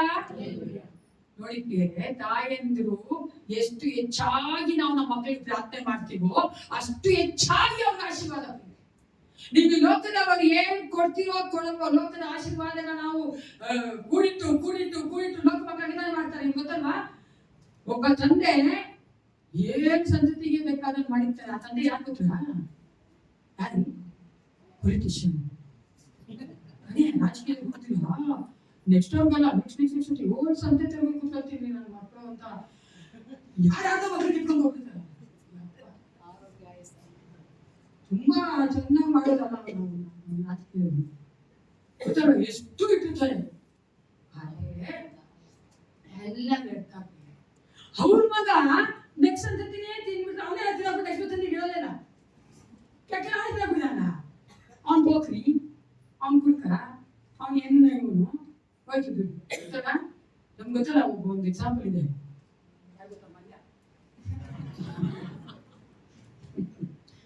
ಅಗರ್ಭ ಶ್ರೀಮಂತ ಆಗಿದ್ದಂತಾನೆ ಓಡೋ ಬಚ್ಚಿಕೊಂಡಿದ್ದಾನೆ. ಯಾಕೆ ಬೇಕು?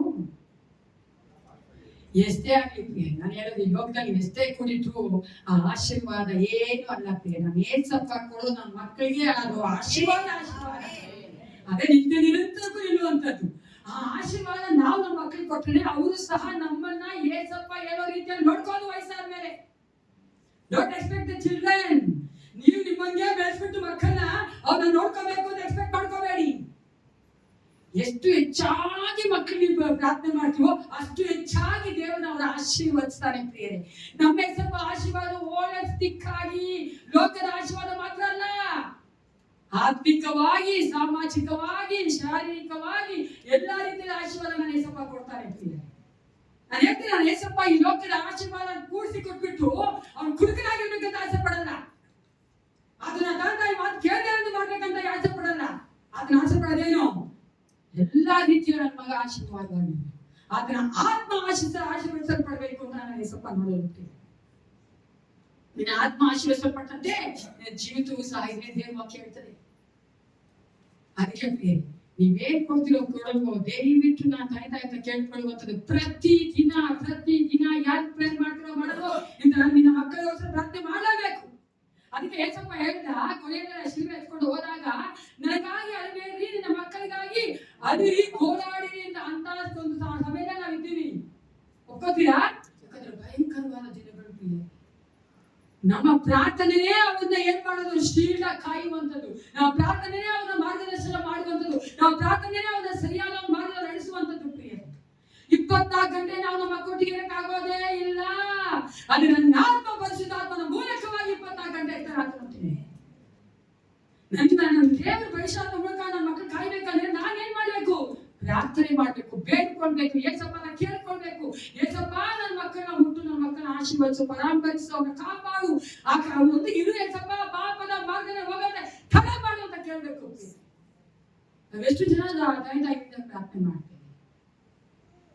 ಇವಾಗ ಚಿಕ್ಕ ಮಗುಗಳು ಇವಾಗ ಹೋಗ್ತೀನಿ. ಹಾಗೆ ಒಂದು 5 ವರ್ಷ ಆಮೇಲೆ ಪ್ರೇರ್ ಮಾಡಿ ಅನ್ಕೋಬೇಡಿ. ಊಟನೇ ಮಾಡ್ಬೇಕು, ಇವಾಗ ಊಟನೇ ಮಾಡಕ್ ಬರುತ್ತೆ. ಊಟ ಮುಂಚೆನೆ ಮಾಡುವಂತ ಪ್ರಾರ್ಥನೆ ಹೋಗ್ಬಿಡುತ್ತೆ. ಇವಾಗ ಅಷ್ಟು ಭಯಂಕರ ಮಕ್ಕಳು ಹೊಟ್ಟೆಲಿ ಬರ್ಬೇಕು ಅಂತ ಸ್ಟಾರ್ಟ್ ಮಾಡ್ಬೇಕಪ್ಪ ಮಾಡ್ತೀನಿ ಇಲ್ರಿ. ಇಲ್ಲಿ ಯಾರು ಎಲ್ಲ ಮಕ್ಕಳು ಹೊಡಿ ಹೋಗ್ತಾರಲ್ಲ, ಓಕೆನಾ? ಅದೇ ಅದು ಹೊಸದಾಗಿ ಹೇಳ್ತಾರೆ, ದಯವಿಟ್ಟು ಕೇಳಿಸ್ಕೊಳ್ಳಿ. ಪ್ರಾರ್ಥನೆ ಮಾಡೋದು ಪ್ರಾರಂಭಿಸ್ಬೇಕು ನಮ್ಮ ಮಕ್ಕಳಿಗೆ. ಪ್ರಾರ್ಥನೆ ಮಕ್ಕಳ ಕಾಪಾಡುವಂಥದ್ದು. ನಾವು ಮಾಡುವಂತ ಪ್ರಾರ್ಥನೆನೇ ಅವರೊಟ್ಟಿಗೆ ದೇವರಿದ್ದು ಅವನ್ನ ಅದ್ಭುತವಾಗಿ ನಡೆಸ್ತಾನೆ. ನಾವು ಚಿಂತೆ ಮಾಡೋದು ಬೇಡ. ನೀವು ಮಕ್ಕಳ ಚಿಂತೆ ಮಾಡೋದೇ ಬೇಡ. ನಾನು ಯಾವಾಗ ಅದೇ ಅನ್ಕೊಂಡು ನಾವು ನಮ್ಮ ಮಕ್ಕಳಿಗೆ ಚಿಂತೆ ಮಾಡೋದು ಎಷ್ಟ್ರಿ? ಏನು ಅಲ್ಲ. ಕಣಿ ನೋಡ್ಬೋದು. ನಾನು ಹೇಳ್ತಿಲ್ಲ, ನನ್ನ ಪಕ್ಕದೊಬ್ರು, ನಮ್ಮ ಮನೆ ಪಕ್ಕದೊಬ್ರಿದ್ರು. ಅವ್ರು ಆಂಗ್ಲೋ ಇಂಡಿಯನ್ಸು. ಅವರು ಅದನ್ನ ಅಜ್ಜಿಯವರು, ಅಮ್ಮ ಅಲ್ಲ. ಅವರು ಮಗ ಇದ್ರು, ಮೊಮ್ಮಗ. ಆ ಸಿಸ್ಟರ್ ಬಂದು ಹೊರಡೆ ಇಟ್ಕೊಂತ ಇದ್ರು. ಹೋಗೋವರೆಗೂ ಆ ಕಡೆ ಹೋಗಿ ತಿರ್ಗೋವರೆಗೂ ಆ ಸಿಸ್ಟರ್ ಹೊಡೆ ಹೋಗ್ತಾನೆ. ನಾನು ನೋಡ್ತಾ ಇದ್ದೆ, ಎಷ್ಟು ದಿನಾನು ಅಷ್ಟೇ ಅವ್ರು ಸ್ಕೂಲ್ಗೆ ಹೋಗ್ತಾ ಇದ್ರು, ಕಾಲೇಜ್ ಹೋಗ್ತಾ ಇದ್ರು. ನಿಂತ್ಕೊಂಡ್ಬಿಡೋದು, ಮಗಿ ನೋಡ್ತಾ ಹೋಗೋವರು. ಅಟ್ಟ ನಾವು ಏನು ಕಾಣಿಸುತ್ತೆ ಅಲ್ವಾ? ಏನ್ ಪ್ರಯೋಜನ ಹೋಗಿ ಟರ್ನ್ ಆಗೋದು ಮಾತ್ರ ಅಲ್ಲ, ರಾತ್ರಿ ಒಂದು ಮನೆಗೆ ಸೇರೋವರೆಗೂ ಸೇರಿದ ಮೇಲೂ ಅವ್ರನ್ನ ಗಮನಿಸ್ತಾ ಇರೋ 2 ಕಣ್ಣುಗಳು ಯಾವುದು? ಅದನ್ನ ಬೇರೆ ನಾವು ಮಾಡ್ಬೇಕಾಗಿತ್ತು. ಅದ್ ಮಾಡ್ಬೇಕಾದ್ರೆ ಒಂದೇ ಒಂದು ಮಾರ್ಗ, ಅದು ಪ್ರಾರ್ಥನೆ ಬಿಟ್ಟು ಬೇರೆ ಯಾವುದು ಇಲ್ಲ. ಈ ಪ್ರಾರ್ಥನೆ ಮಾಡೋದ್ಬಿಟ್ಟು ನಿಮ್ಮ ಮಕ್ಕಳಿಗೆ ಪ್ರಾರ್ಥನೆ ಮಾಡೋದು ಬಿಟ್ಬಿಟ್ಟು ನನ್ನ ಮಕ್ಕಳಿಗೋಸ್ಕರ ಈ ಕಾರ್ಯ ಕೊಡ್ತೀನಿ ನನಗೆ ಕೊಡ್ಬೇಡಿ. ಓಕೆ, ಅರ್ಥ ಮಾಡ್ಕೊಳ್ಳಿ ಚೆನ್ನಾಗಿ. ನಾವು ಅವಿಶ್ವಾಸ ಇರಬಾರ್ದು. ಈ ಸೇವೆ ಕಳಿಸ್ತಾ ಇದ್ದೀನಿ. I am sending this offering for my son, for my daughter. ಅವ್ರಿಗೆ ಹೋಗ್ಬಿಡಿ, ಅವ್ರು ಪ್ರೇ ಮಾಡ್ತಾರೆ ಅಂತ ನೀನು ಆರಾಮಾಗಿ ಟಿವಿ ನೋಡ್ಕೊಂಡು ಕೂತ್ಕೊಂಡೆ ನಿನ್ನ ಮಗಳು ಏಸಪ್ಪನಾಗಿ ಬೆಳೆಯಲ್ಲ. ಪ್ರತಿದಿನ ಚೆನ್ನಾಗಿ ಕೇಳಿಸ್ಕೊಳ್ಳಿ, ಪ್ರತಿದಿನ ಪ್ರಾರ್ಥನೆ ಮಾಡಿದ್ದೀರಿ. ನಾವು ಅನೇಕರು ಎಕ್ಸ್ಟ್ರೀಮ್ ನೋಡಿದ್ದೀವಿ. ಕೆಲವರು ಏನ್ ಗೊತ್ತಾ, ನಮ್ಮ ಮಕ್ಕಳಿಗೆ, ನಮ್ಮ ಕುಟುಂಬಕ್ಕೆ ಮಾತ್ರ ಪ್ರೇ ಮಾಡ್ತಾನೇ ಇದ್ದಾರೆ. ಕೆಲವರು ಬೇರೆ ಮಾಡ್ತಾನೇ ಇದ್ದಾರೆ. ಇದೇನ್ರಿ ಬ್ಯಾಲೆನ್ಸ್ ಬೇಡ. ಫಸ್ಟು ದೇವರು ಹೇಳೋದು ಏಸಪ್ಪ, ನಂತರ ಕುಟುಂಬ, ನಂತರ ಬೇರೆ ಎಲ್ಲ. ಯಾರನ್ನ ಬದಲಾಯಿಸ್ಬೇಡಿ. ಅಷ್ಟು ನನ್ನ ಲೈಫಲ್ಲಿ ಏಸಪ್ಪ, ನಂತರ ಕುಟುಂಬ, ನಂತರನೇ ಎಲ್ಲ ಬೇರೆಯವರು. ಪ್ರಾರ್ಥನೆಯಲ್ಲೂ ಅಷ್ಟೇನೆ. ನಾನು ಅನೇಕ ಕುಟುಂಬಗಳು ನೋಡಿದ್ದೀನಿ, ಅದು ಸ್ತ್ರೀಯರ್ನ ಮದರ್ಸ್ಗಳು ನೋಡಿದ್ದೀನಿ. ಬೇರೆಯವರು ಬಿದ್ದು ಬಿದ್ದು ಬಿದ್ದು ಬಿದ್ದು ಬಿದ್ದು ಬೇರೆ ಮಾಡಿದ್ರು. ಅವ್ರ ಮಗ ಜೊತೆಲೇ ಇರಲ್ಲ, ಮಗ ಕೆಟ್ಟೋದ. ಯಾಕಂದ್ರೆ ಪ್ರಾರ್ಥನೆ ಮಾಡಿಲ್ಲ ಆ ಮಗನಿಗೆ. ಯಾವ್ದು ಹೇಳ್ಕೊಂಡ್ಬಿಟ್ಟಿದ್ದಾರೆ, ನೀನು ಬೇರೆಯವ್ರಿಗೋಸ್ಕರ ಪ್ರಾರ್ಥನೆ ಮಾಡಿದ್ರೆ ಬೇರೆಯವ್ರು ನಿಮ್ಮ ಮಗನಿಗೋಸ್ಕರ ಮಾಡ್ತಾರೆ, ನಿಮ್ಮ ಮಗ ತಾಯಿ ನಿಂತ್ಕೊಂಡ್ಬಿಡ್ತಾನೆ ಅಂತ. ಅಲೋ, ತಪ್ಪಾದ ಬೋಧ್ ನೀವು ಹೇಗೆ ಹೇಳ್ತೀವಿ? ಹೇಳ್ತೀರ ನಮ್ಮ ಏಸಪ್ಪ ಹೇಳಿದ್ರು, ಫಸ್ಟ್ ನಿನ್ನ ಕುಟುಂಬನ ನೀವು ನೋಡ್ಕೊಂಡು ಆಗಿದ್ದೇನೆ ಅಂತ ವಿಶ್ವಾಸಿ. ಎದ್ದು ಬಿದ್ದು ಕೂತ್ರೆ ಎದ್ರೆ ನನ್ನ ಮಗ ಸ್ವಲ್ಪ ದಾರಿ ತಪ್ಪಾದ್ರೆ ಗೊತ್ತಾಗ್ಬಿಟ್ರೆ ಕೂತ್ರೆ ಎದ್ರೆ ಕೇಳ್ತಾ ಇರ್ಬೇಕು ಏಸಪ್ಪ ಅಂತ. ಯಾವ ಮನುಷ್ಯನ್ಗೆ ಹೇಳ್ಬೇಡ. ಈಗ ನೋಡಿ ಎಲ್ಲೂ ಹೋಗ್ಲಿಲ್ಲ. ಏಸಪ್ಪ ಇಂದ ಕೂತ್ಕೊಂಡು ಕೂತ್ಕೊಂಡು ಕೂತ್ಕೊಂಡು ಕೂತ್ಕೊಂಡು ಬರ್ತಾನೆ ಇದ್ರು. ಅವ್ರ ಶಿಷ್ಯರೇ ಇದ್ರು. ಎಷ್ಟು ಅವಮಾನ ಅಲ್ವಾ? Is not disgusting. ಹೆಂಗಿತ್ತು ಅಷ್ಟೇ, ಹೆಂಗಿದ್ದಿರ್ಬೋದು. ಹಾಗೆ ಹಿಂಗಾಡ್ತ ನಾನಾದ್ರೆ ಹೇಳಿಬಿಡ್ತಾ ಇದ್ದೆ ಅಂತ ನಾನು ನಿಜ ಹೇಳ್ತೀನಿ. ನೀನೇನೋ ಹೆಂಗಾಡ್ತಾನೆ ನನ್ನ ನಾಯ ನಾನು. ಆದ್ರೆ ನೋಡಿ ಆಕೆ ಎಷ್ಟು ಹಂಬಲ್ ಮಾಡ್ಕೊಂಡು ಮಾಡ್ಕೊಂಡಿದ್ದಕ್ಕೆ, ಅಷ್ಟು ಪಟ್ಟು ಬಿಡದ ಪ್ರಾರ್ಥನೆ ಮಾಡಿದಕ್ಕೆ ಆಕೆ ಇಸ್ಕಿರೋದ ಆಶೀರ್ವಾದ ಏನು ಹೇಳ್ತಾರೆ ಕೊನೆಯದಾಗಿ. ಏನ್ ಆಶೀರ್ವಾದ ಪ್ರಿಯರೇ? ನಂಬಿಕೆ ಅಂತೆ ಓದಿ ಬಂದ. ಆಕೆಯ ಮಗಳು ಸ್ವಸ್ಥನಾದ. Without a prayer, our children cannot grow in the Lord. ಯಾವ ಒಂದು ಮಗು ಆಗ್ಲಿ, ಮಗ ಆಗ್ಲಿ, ಮಗಳಾಗ್ಲಿ ಲೋಕದಲ್ಲಿ ಪ್ರಾರ್ಥನೆ ಇಲ್ಲ ಅಂದ್ರೆ ದಾರಿ ತಪ್ಪೇ ನಡೆಯೋದು. ಅವ್ರು ದಾರಿ ತಪ್ಪಿ ನಡೆದ ನಂತರ ನೀವು ಗೋಳಾಡೋ ಪ್ರಯೋಜನ ಇಲ್ಲ. ಅದೇ ಹೊಟ್ಟೆಯಲ್ಲಿ ಇರ್ಬೇಕಾಗಿದ್ರೆ ಪ್ರಾರಂಭ ಮಾಡ್ಕೊಂಡು ಪ್ರಾರ್ಥನೆ ಮಾಡ್ಕೊಂಡು ಬರ್ಬೇಕು. ಅವ್ರು ಆಗ ದೇವ್ರು ಅವ್ರನ್ನ ಪ್ರೊಟೆಕ್ಟ್ ಮಾಡ್ಕೊಂಡು ಬರ್ತಾರೆ. ನೀವು ಊಟ ಆಯ್ತಾ ಇಲ್ವಾ ಅಂತ ನಿಮ್ ಮಗನ್ ಕೇಳದೇ ಇದ್ರು ಪರವಾಗಿಲ್ಲ. ಕಾಲೇಜಲ್ಲಿ ಏನ್ ತಿಂದಪ್ಪ? ಬರ್ಗರ್ ಇಸ್ಕೊಂಡ, ಪಿಜ್ಜಾ ಇಸ್ಕೊಂಡ, ಐಸ್ ಕ್ರೀಮ್ ತಿಂದ ಅಂತ ಕೇಳೋದಿಲ್ಲ. ಬೆಳಿಗ್ಗೆ ಎದ್ದು ಪ್ರಾರ್ಥನೆ ಮಾಡ್ದ, ಏಸಪ್ಪನಿಗೆ ಥ್ಯಾಂಕ್ಸ್ ಮಾಡ್ದ, ಸತ್ಯವೇದ ಓದ್ದ. ಕಾಲೇಜಲ್ಲಿ ಇದ್ದಾಗ ಏನ್ ಮಾಡ್ತಾ ಇದ್ದೆ ಮಗನೇ? ಏಸಪ್ಪ ನೆನ್ಸ್ಕೊಂಡ, ಬೇರೆ ಏಸಪ್ಪ ಮಾತಾಡಿದ್ಯಾ? ಎಷ್ಟೆಷ್ಟು ಮಾತಾಡ್ದೆ ಅಂತ ಕೇಳ್ಬೇಕು. ನಾವು ಹೆಗ್ಗೆಯಾಗಿ ಹೋಗಿದ್ದೀವಿ 2 days. ನಿನ್ನೆ Friday Saturday ಒಂದು 25 ಜನ ಮಕ್ಕಳು ಬಂದಿದ್ದೆ. ತುಂಬಾ ಚೆನ್ನಾಗಿ ನಡೆಸ್ಕೊಟ್ರು. ಅದರಲ್ಲಿ most of them are believers, ಅಂದ್ರೆ ಎಲ್ಲ ವಿಶ್ವಾಸಿ ಮಕ್ಕಳೇ, ಹಿಂದೂಗಳೇ. ಆ ಹೆಂಗಿನ ಪರಿಸ್ಥಿತಿ ಅಂದ್ರೆ ಅಪ್ಪ ಅಮ್ಮನ ಹಂಗೆ ಇದ್ದಾರೆ, ಮಕ್ಕಳು ಹಂಗೆ ಇದ್ದಾರೆ. ಅದಕ್ಕೆ ಏನ್ ಕೆಟ್ಟ ಮಾತಾಡ, ಸಂಸ್ಕೃತ ಮಾತ್ರ ಸಖತ ಮಾತಾಡ ಹೇಳಕ್ಕಾಗಲ್ಲ ಸ್ವಾಮಿ. ಯಾಕೆ ಹೇಳಿ? ಅದೇ ನಾನು ನೀನು ವಿಶ್ವಾಸಿ ತಾನೆ. ಅದೇ ಹೇಳ್ತೀವಿ, ವಿಶ್ವಾಸಿ ಅಂತ ಹೇಳೋದು ಬಹಳ ಲಘುವಾಗಿ ತೆಗೆದುಕೊಳ್ಳುವಂತ ಕಾರ್ಯದ ರೆಸ್ಪಾನ್ಸಿಬಿಲಿಟಿ. ಅದು ಒಂದು ಜವಾಬ್ದಾರಿ ಅಲ್ವಾ? ನಾವು ಅನೇಕ ಸಾರಿ ಒಂದು ಲೇಸಾಗಿ ತಗೊಂಡ್ಬಿಟ್ಟಿದ್ವಿ. ಯಾಕೆಂದ್ರೆ ಆಶೀರ್ವಾದ ಕಡೆ ಮಾತ್ರ ನಾವು ನೋಡೋದು. ನಾನು ವಿಶ್ವಾಸಿ, ನನಗೆ ಆಶೀರ್ವಾದ, ನನಗೆ ನರಕ ಇಲ್ಲ ಪರಲೋಕ. ಎಷ್ಟು ನನ್ನ ಜೊತೆ ನಡ್ಕೊಂಡು ಬರ್ತಾನೆ. ನನಗೆ ಯಾವ ಕೇಳಿದ ಬಗ್ಗೆ ನಾನು ಕಾಪಾಡ್ಬಿಡ್ತಾನೆ ಅಲ್ವಾ? ನನ್ನ ಮಕ್ಕಳು ಕಾಪಾಡ್ತಾನೆ. ಅಂತ ಸಂತತಿಗೆ ದೇವರು ಆ ಭಾಗ ಮಾತ್ರ ನಾವು ನೋಡೋದು. ಆ ಕಿರಿಕಡೆ ಭಾಗ ಇರೋದೇನು? ನನಗೆ ಜವಾಬ್ದಾರಿ ಇದೆ. ನಾನು ಏಸಪ್ಪನ ಮಗನೋ ಅಥವಾ ಒಂದು ವಿಶ್ವಾಸಿ ಆಗಿದ್ದೇನೆಂದ್ರೆ ನನಗೆ ಜವಾಬ್ದಾರಿ ಏನು? ಮುಂದಿನ ಸಂತತಿಯು ಸಹ ಏಸಪ್ಪನಲ್ಲೇ ಇರ್ಬೇಕಂತ ನಾನು ತಿಳ್ಕೋಬೇಕು. ಅದಕ್ಕೆ ನಾನೇನ್ ಮಾಡ್ಬೇಕು? ಎಫರ್ಟ್ಸ್ ಹಾಕ್ಬೇಕು. ಏಸಪ್ಪ ನಮ್ಮ ಹತ್ರ ಏನ್ ಜಾಸ್ತಿ ಕೇಳ್ತಾ ಇಲ್ಲ. ಅದೇ ಪ್ರತಿದಿನ ಒಂದು 10 ನಿಮಿಷ ನಿಮ್ಮ ಮಕ್ಕಳಿಗೋಸ್ಕರ ಪ್ರಾರ್ಥನೆ ಮಾಡಿ ಸಾಕು, ಆಯ್ತು. ನಾನು ನಂಬೋದು ಅದೇನೆ, ನನ್ನ ಏಸಪ್ಪ ಅವ್ರ ಮಕ್ಕಳು ನೋಡ್ಕೊಂಡ್ಬಿಡ್ತಾರೆ. ಆ ಜವಾಬ್ದಾರಿನ ನಾವು ಮರಿಬಾರ್ದು. 3ನೇ ತಾಯಿ, ಮೊದಲೇ ತಾಯಿ ಅರ್ಕೆ ಮಾಡ್ಲು, ಅರ್ಕೆ ಅಂತ ನಡ್ಕೊಂಡು ಅದು ಆಕೆಗೆ ಆಶೀರ್ವಾದವಾಗಿತ್ತು. ಅದ್ ಹೇಳ್ತದೆ ಅಲ್ಲಿ ನೋಡಿ, ಅಣ್ಣನಿಗೆ ದೇವರು ಇನ್ನೂ ಮಕ್ಕಳನ್ನ ಕೊಟ್ರು. 7ನೇದಾಗಿ ಪಟ್ಟು ಬಿಡದೆ ಪ್ರಾರ್ಥನೆ ಮಾಡಿ ಆಕೆ ಆಶೀರ್ವಾದ ಹೊಂದ್ಕೊಂಡು ಆ ಮಗಳಿಗೆ ಸ್ವಸ್ಥತೆ ಆಯಿತು. ನಾವು ಸಹ ನಮ್ಮ ಮಕ್ಕಳಿಗೋಸ್ಕರ ಪಟ್ಟು ಬಿಡದೆ ಪ್ರಾರ್ಥನೆ ಮಾಡ್ಬೇಕು. ಏನ್ ಅರ್ಕೆ ಮಾಡಿ ನಮ್ಮ ಮಕ್ಕಳ ಕುರಿತಾಗಿ ನಮ್ಮ ದೇವರಲ್ಲಿ ತೀರಿಸಬೇಕು ಪ್ರಿಯರೇ. 3ನೇದ 7 ಅರಸುಗಳು 4:8 37 ಇದೆ. ಇವಾಗ 29-30 7 ಅರಸುಗಳು 4ನೇ ಅಧ್ಯಾಯದಲ್ಲಿ 29-30. ನೀನು ನಾನು ಕಟ್ಟಿಕೊಂಡು ನನ್ನ ಕೋಲನ್ನು ತೆಗೆದುಕೊಂಡು ಹೋಗಿ ಹುಡುಗನ ಮೋರೆಯ ಬೀಳು. ಹೋಗುವಾಗ ದಾರಿಯಲ್ಲಿ ಯಾರನ್ನು ಅವರು ವಂದನೆಯನ್ನು ಸ್ವೀಕರಿಸಬೇಡ ಎಂದು ಹೇಳಿ ಕಳುಹಿಸಿದನು. ಆದರೂ ಹುಡುಗನ ತಾಯಿ, ಯೆಹೋವನೇ, ನಿನ್ನ ಜೀವದಾಣೆ, ನಾನು ನಿನ್ನನ್ನು ಬಿಟ್ಟು ಹೋಗುವುದಿಲ್ಲ ಎಂದು ಹೇಳಿದ್ದರಿಂದ ಎಲೀಷನು ಆಕೆಯ ಜೊತೆಗೆ ಹೊರಟನು. ಇಲ್ಲಿ ಕಥೆ ಹೇಳಿ ಓಕೆನಾ? ಒಂದು ನಡೆದಂತ ಒಂದು ಸಂಭವ ನೋಡ್ತೀವಿ. ಎಲಿಷನ್ ಮಾಡಿದಂತ ಒಂದು ಅದ್ಭುತನ 8ನೇ ವಚನದಿಂದ ಇದೆ ಅದು. ಆದ್ರೆ ನಮ್ಗೆ ಗೊತ್ತಿರೋದ ಕಥೆನೆ. ಆಕೆ ಶುನಾಮಿಟ್ ವುಮೆನ್, ಆಕೆಗೆ ಏನ್ ಮಾಡ್ದು, ಪ್ರವಾದಿ ಅಂತ ಎಲಿಷನಿಗೆ ಆಕೆ ತುಂಬಾ ಚೆನ್ನಾಗಿ ನೋಡ್ಕೊಂಡು ಆತನ ಮನೆ ಮುಂದೆ ಬರ್ತಾ ಇದ್ರು. ಅದಕ್ಕೋಸ್ಕರ ಆಕೆ ಒಂದು ಮೇಡ್ ವುಮನ್ ಸಹ ಕೊಟ್ಟು ಆಕೆ ಇಲ್ಲೇ ನಿಂತು ಅವ್ರ ಗಂಡ ಅಂತ ಮಾತಾಡಿ ಆತನ ಅಲ್ಲೇ ಇರುವಂತೆ ಮಾಡಿ ಆ ಒಂದು ಪ್ರತಿ ಉಪಕಾರಕ್ಕಾಗಿ ಆಕೆ ಮಾಡಿದ ಉಪಕಾರಕ್ಕಾಗಿ ಎಲಿಷನ್ ಕೇಳ್ತಾನೆ ಆ ಒಂದು ಹೆಂಗಸನ್ನ, ನೀನ್ ಏನ್ ಬೇಕು ಅಂತ. ಆ ಒಂದು ಹಾಲಿನ ಮೂಲಕವಾಗಿ ತಿಳ್ಕೊಳ್ತಾನೆ. ಆಕೆಗೆ ಮಕ್ಕಳಿದ್ದಾನೆ. ಆತನು ಪ್ರಾರ್ಥನೆ ಮಾಡಿ ಆಕೆಗೆ ಮಗು ಆಗ್ತದೆ.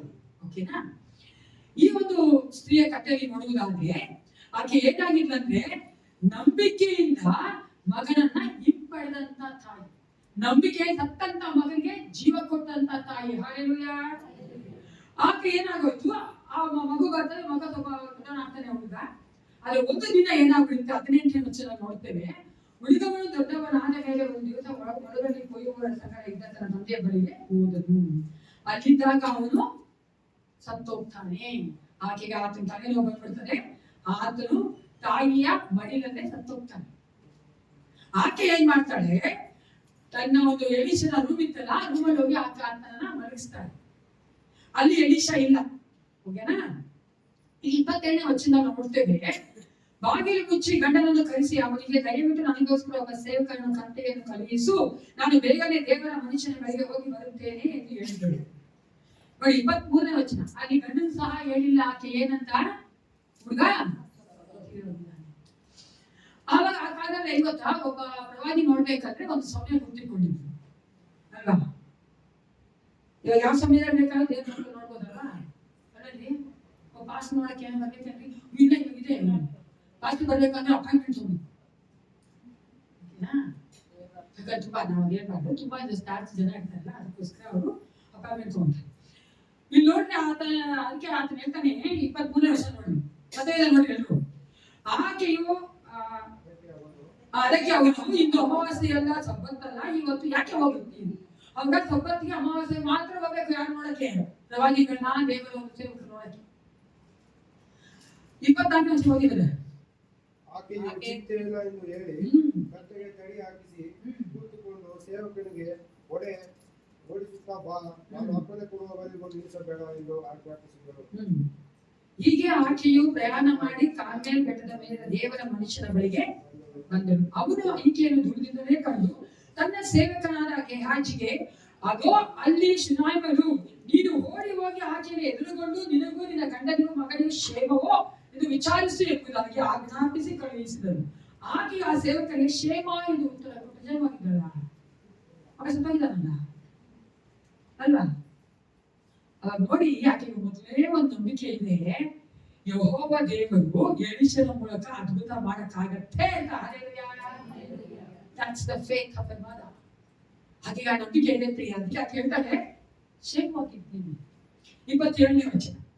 ಬೆಟ್ಟದ ಮೇಲಿದ್ದ ದೇವರ ಮನುಷ್ಯನ ಬಳಿಗೆ ಬಂದು ಅವನ ಪಾದಗಳನ್ನು ಹಿಡಿದಳು. ಗೆಹಾಜಿಯು ಆಕೆಯನ್ನು ದೂಡುವುದಕ್ಕಾಗಿ ಹತ್ತಿರ ಬರಲು. ನೋಡಿ, ಯಾರಾದ್ರೂ ಒಬ್ರು ಇರ್ತಾರಲ್ವಾ, ಯಾರಾದ್ರೂ ಒಬ್ರು ಇರ್ತಾರೆ. ಅಲ್ಲಿ ಅಣ್ಣನಿಗೆ ಎಲಿಯ ಏನ್ ಮುಖಮಂಬಿಟ್ಟಿದ್ಯಾ ಅಂತ. ಅಲ್ಲಿ ಆ ಒಂದು ದೇವರದ ಮಗಳು ಕಾನಾನ್ಯಸ್ನಿಗೆ ಶಿಷ್ಯರು ಇಲ್ಲಿ ಕೂಗ್ತಾರೆ, ಕಳಿಸುವ ಇಲ್ಲಿ ಒಬ್ಬ ಇದ್ದಾನೆ ಗೆಹಾಜಿ, ದೂಡೋದಕ್ಕೆ ಹತ್ರ ಬರಲು ದೇವರ ಮನುಷ್ಯನಿಗೆ ಬಿಡು. ಆಕೆ ಮನಸ್ಸಿನಲ್ಲಿ ಬಹಳ ದುಃಖವಿರುವ ಹಾಗೆ ತೋರುತ್ತದೆ. ಕೇಳಿಸ್ಕೊಂಡಿದ್ರಿ ನೋಡಿ, ಯೆಹೋವನು ಆಕೆಯ ದುಃಖವನ್ನು ನನಗೆ ಪ್ರಕಟಿಸಲಿಲ್ಲ, ಮರೆ ಮಾಡಿದ್ದಾನೆ ಎಂದು ಹೇಳಿದನು. ದೇವರ ಮನುಷ್ಯನು ಅಷ್ಟು ದೊಡ್ಡ ಪ್ರವಾದಿಯಾದ ಎಲಿಷನಿಗೂ ಸಹ ದೇವರು ತೋರಿಸ್ಲಿಲ್ಲ. ಆದ್ರೆ ಆಕೆಯ ಒಂದು ನಂಬಿಕೆ ಏನು, ದೇವರು ಈಕೆ ಆತನ ಮೂಲಕ ನನ್ನ ಮಗನಿಗೆ ಜೀವ ಕೊಡ್ತಾನೆ. ಹಲ್ಲೆಲೂಯಾ ಅಂತ ಒಂದು ನಂಬಿಕೆ ಇತ್ತು. ಓಕೆನಾ? 28ನೇ ವಚನದಲ್ಲಿ ಆಕೆ ಹೇಳ್ತಾಳೆ, ಬಂದು ನಾನು ಕೇಳಿದ ಮಗನ ಅಂತ ಮಗ ಕೊಟ್ಟೆ. ಆಮೇಲೆ ನನ್ನ ಅನಿಸ್ಬಾರ್ದು ಮುಂದೆ ನಿಂಗೆ ಹೇಳಿದ್ದೀನಿ, ಆದ್ರೂ ಸಹ ಏನಾಗಿದೆ, ನನ್ನ ಮಗ ತೀರೋಗಿದ್ದ. ಅವಾಗ ಹಿಂಗ್ ಹೇಳ್ತಾನೆ ಎಲೀಷಾ, ಸರಿ ಗೆಹಾಸಿ ಅವರ ಹಿಂಗ್ ಹೇಳ್ತಾನೆ ಅವನಿಗೆ ಶಿಷ್ಯನಿಗೆ, ಹೋಗು ಏನ್ ತಗೊಂಡೋಗು, ಕೋಲ್ ತಗೊಂಡೋಗಿ ಹುಡುಗನ ಮುಖದ ಮೇಲಿಟ್ಟು ಆ ಶಬ್ದದ ಜೀವದ ಲಕ್ಷಣವಿಲ್ಲ. ಆದ್ದರಿಂದ ಅವನು ಹಿಂದಿರುಗಿ ಹೋಗಿ ಎಲೀಷನ ಎದುರುಗೊಂಡು ಅವನಿಗೆ ಹುಡುಗನು ಎಚ್ಚರವಾಗಲಿಲ್ಲ ಅಂತನು. ಅದಕ್ಕೆ ಮುಂಚೆ ನೀವು ನೋಡುದಾದ್ರೆ ಅವ್ನಿಗೆ ಏಜೆಂಟ್ ಹೇಳ್ತಾನೆ ಹೋಗಿ ಅಲ್ಲಿ ಈ ಕಾರ್ಯಗಳನ್ನ ಮಾಡು ಅಂತ. ಆದ್ರೆ ಆಕೆ ಹೇಳ್ತಾಳೆ, ನಾನು ನಿನ್ನನ್ನ ಬಿಡೋದಿಲ್ಲ, ನೀನೇ ಬರ್ಬೇಕು. ಯಾರು ಬರ್ಬೇಕು? ಯಾರು ಬರ್ಬೇಕು?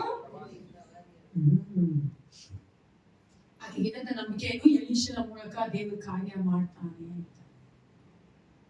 ನಾವು ಅಷ್ಟೇ ನಂಬಿಕೆಯಿಂದ ದೇವರು ನಮ್ಮ ಒಟ್ಟಿಗೆ ಮಾಡ್ಬೇಕಾದ್ರೆ ಕಾರ್ಯಗಳನ್ನ ಮಾತಾಡ್ಬೇಕಾದ್ರೆ ನಂಬಿಕೆಯಿಂದ ನಾವು ಕಾರ್ಯಗಳನ್ನ ಮಾಡ್ಬೇಕು. ಅದ ನಂತರ ನಾವು ಅಲ್ಲಿ ನೋಡ್ತೇವೆ 32ನೇ ವಚನದಲ್ಲಿ, ಎಲೀಷನು ಆ ಮನೆಯನ್ನು ಮುಟ್ಟಿದಾಗ ಸತ್ತ ಹುಡುಗ ತನ್ನ ಮಂಚದ ಮೇಲೆ ಕಂಡು.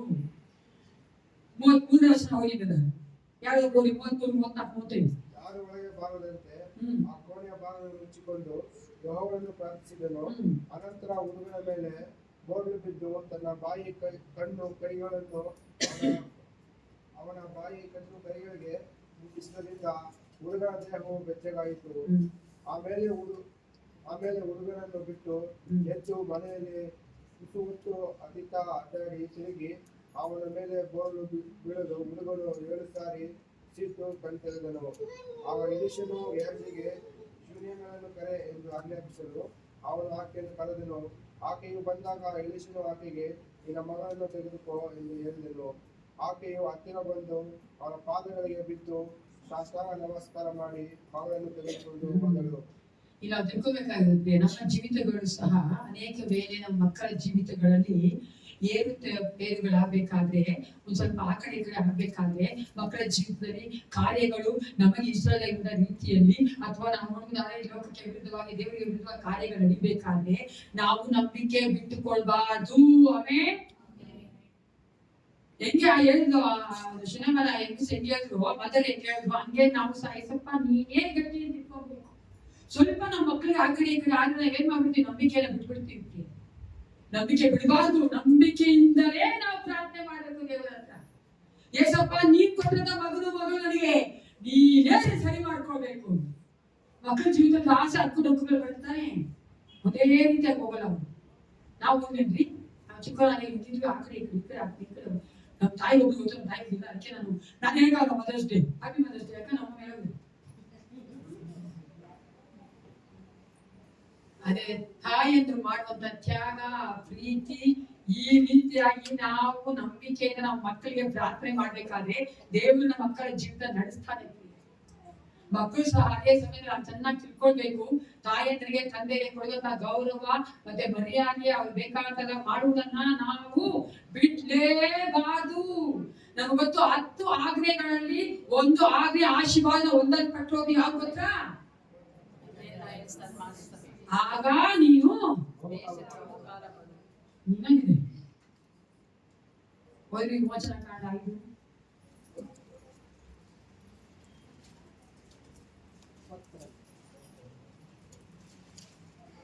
ವಿಮೋಚನಾ ಕಾಂಡ 5ರಲ್ಲಿ 20ನೇ ವಚನದಿಂದ ಓದ್ತೀನಿ. ಅವರು ಫರೋಹನ ಬಳಿಯಿಂದ ಬಂದಾಗ ತಮ್ಮ ನೆರವೇರುವುದಕ್ಕೆ ಇರಿಸಿದ್ದ ಮೋಶೆಯ ಆಹಾರವನ್ನು ಕಲಿತು ಅವರಿಗೆ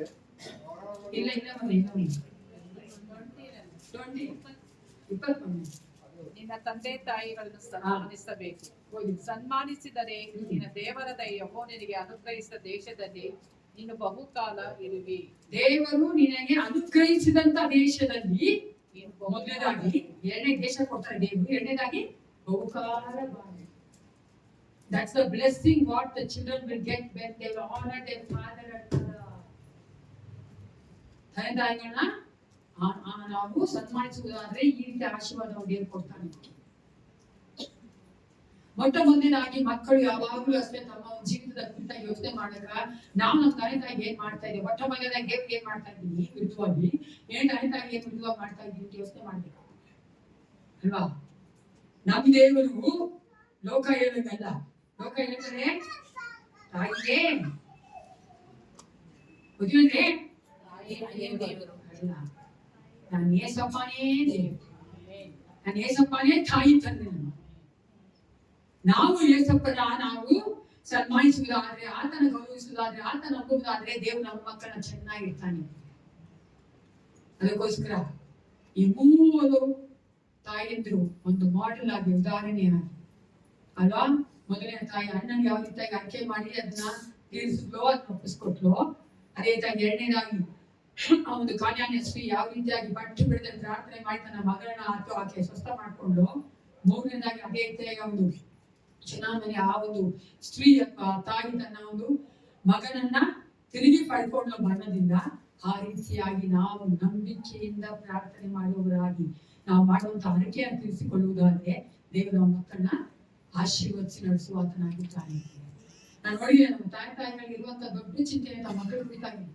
ನಾ ಕೇಳಿದಾಗ ಎಲ್ಲರೂ ಕೈ ಎತ್ಬಿಡ್ತೀರಾ, ಅದು ಬೇಡ ಪ್ರಶ್ನೆ ಆಗಿರೋದು ಅಲ್ವಾ.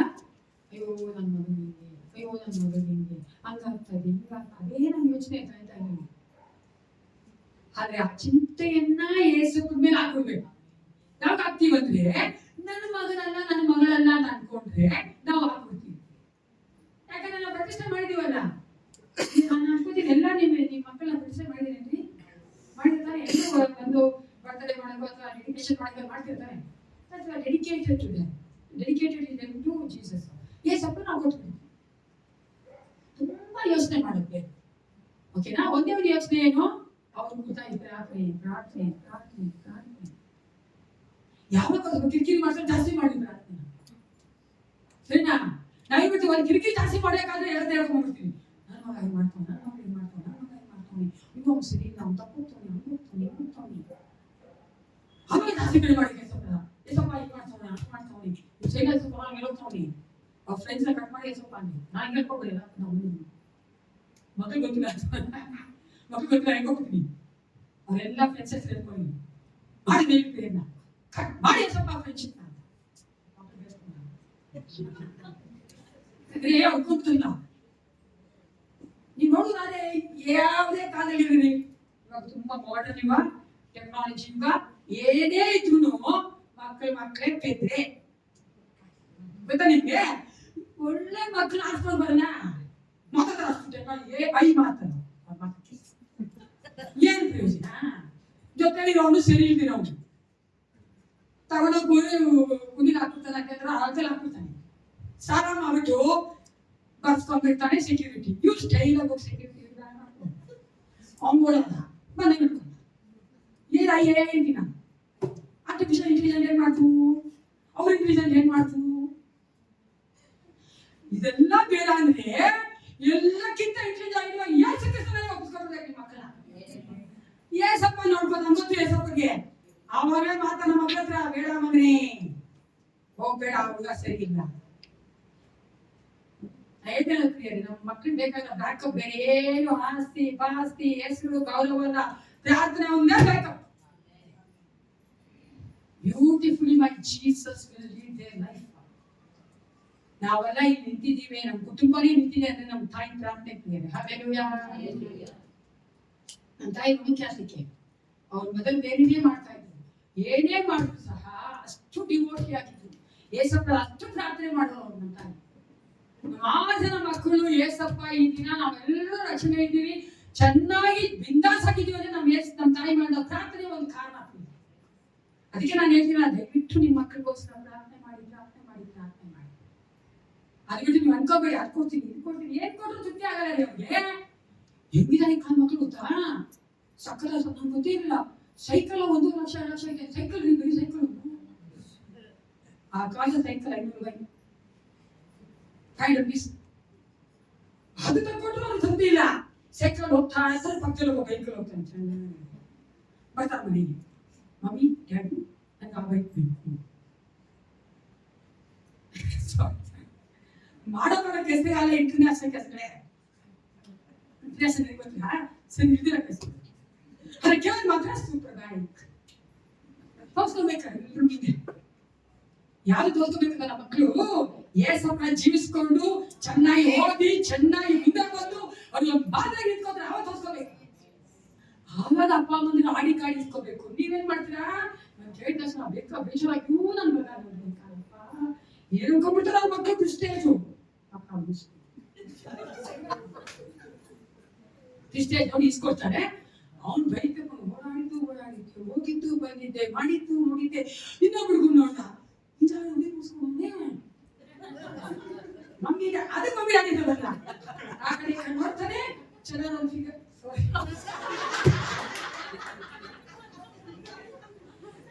ಚೆನ್ನಾಗಿ ನೋಡಿ ಸಿಕ್ಕಿದ ತಕ್ಷಣ ಕೂರ್ಸ್ಕೊಂಡಿದ್ದ.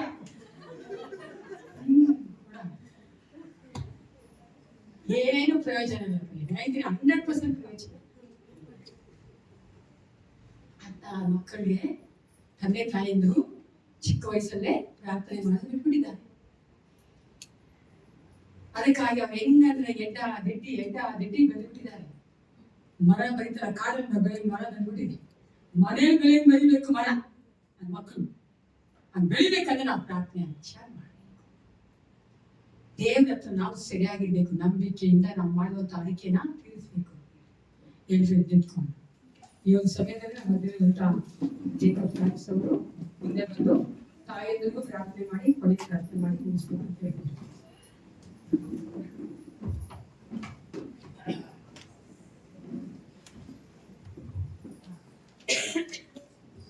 ಪ್ರಾರ್ಥನೆ ಮಾಡಿಕೊಳ್ಳೋಣ.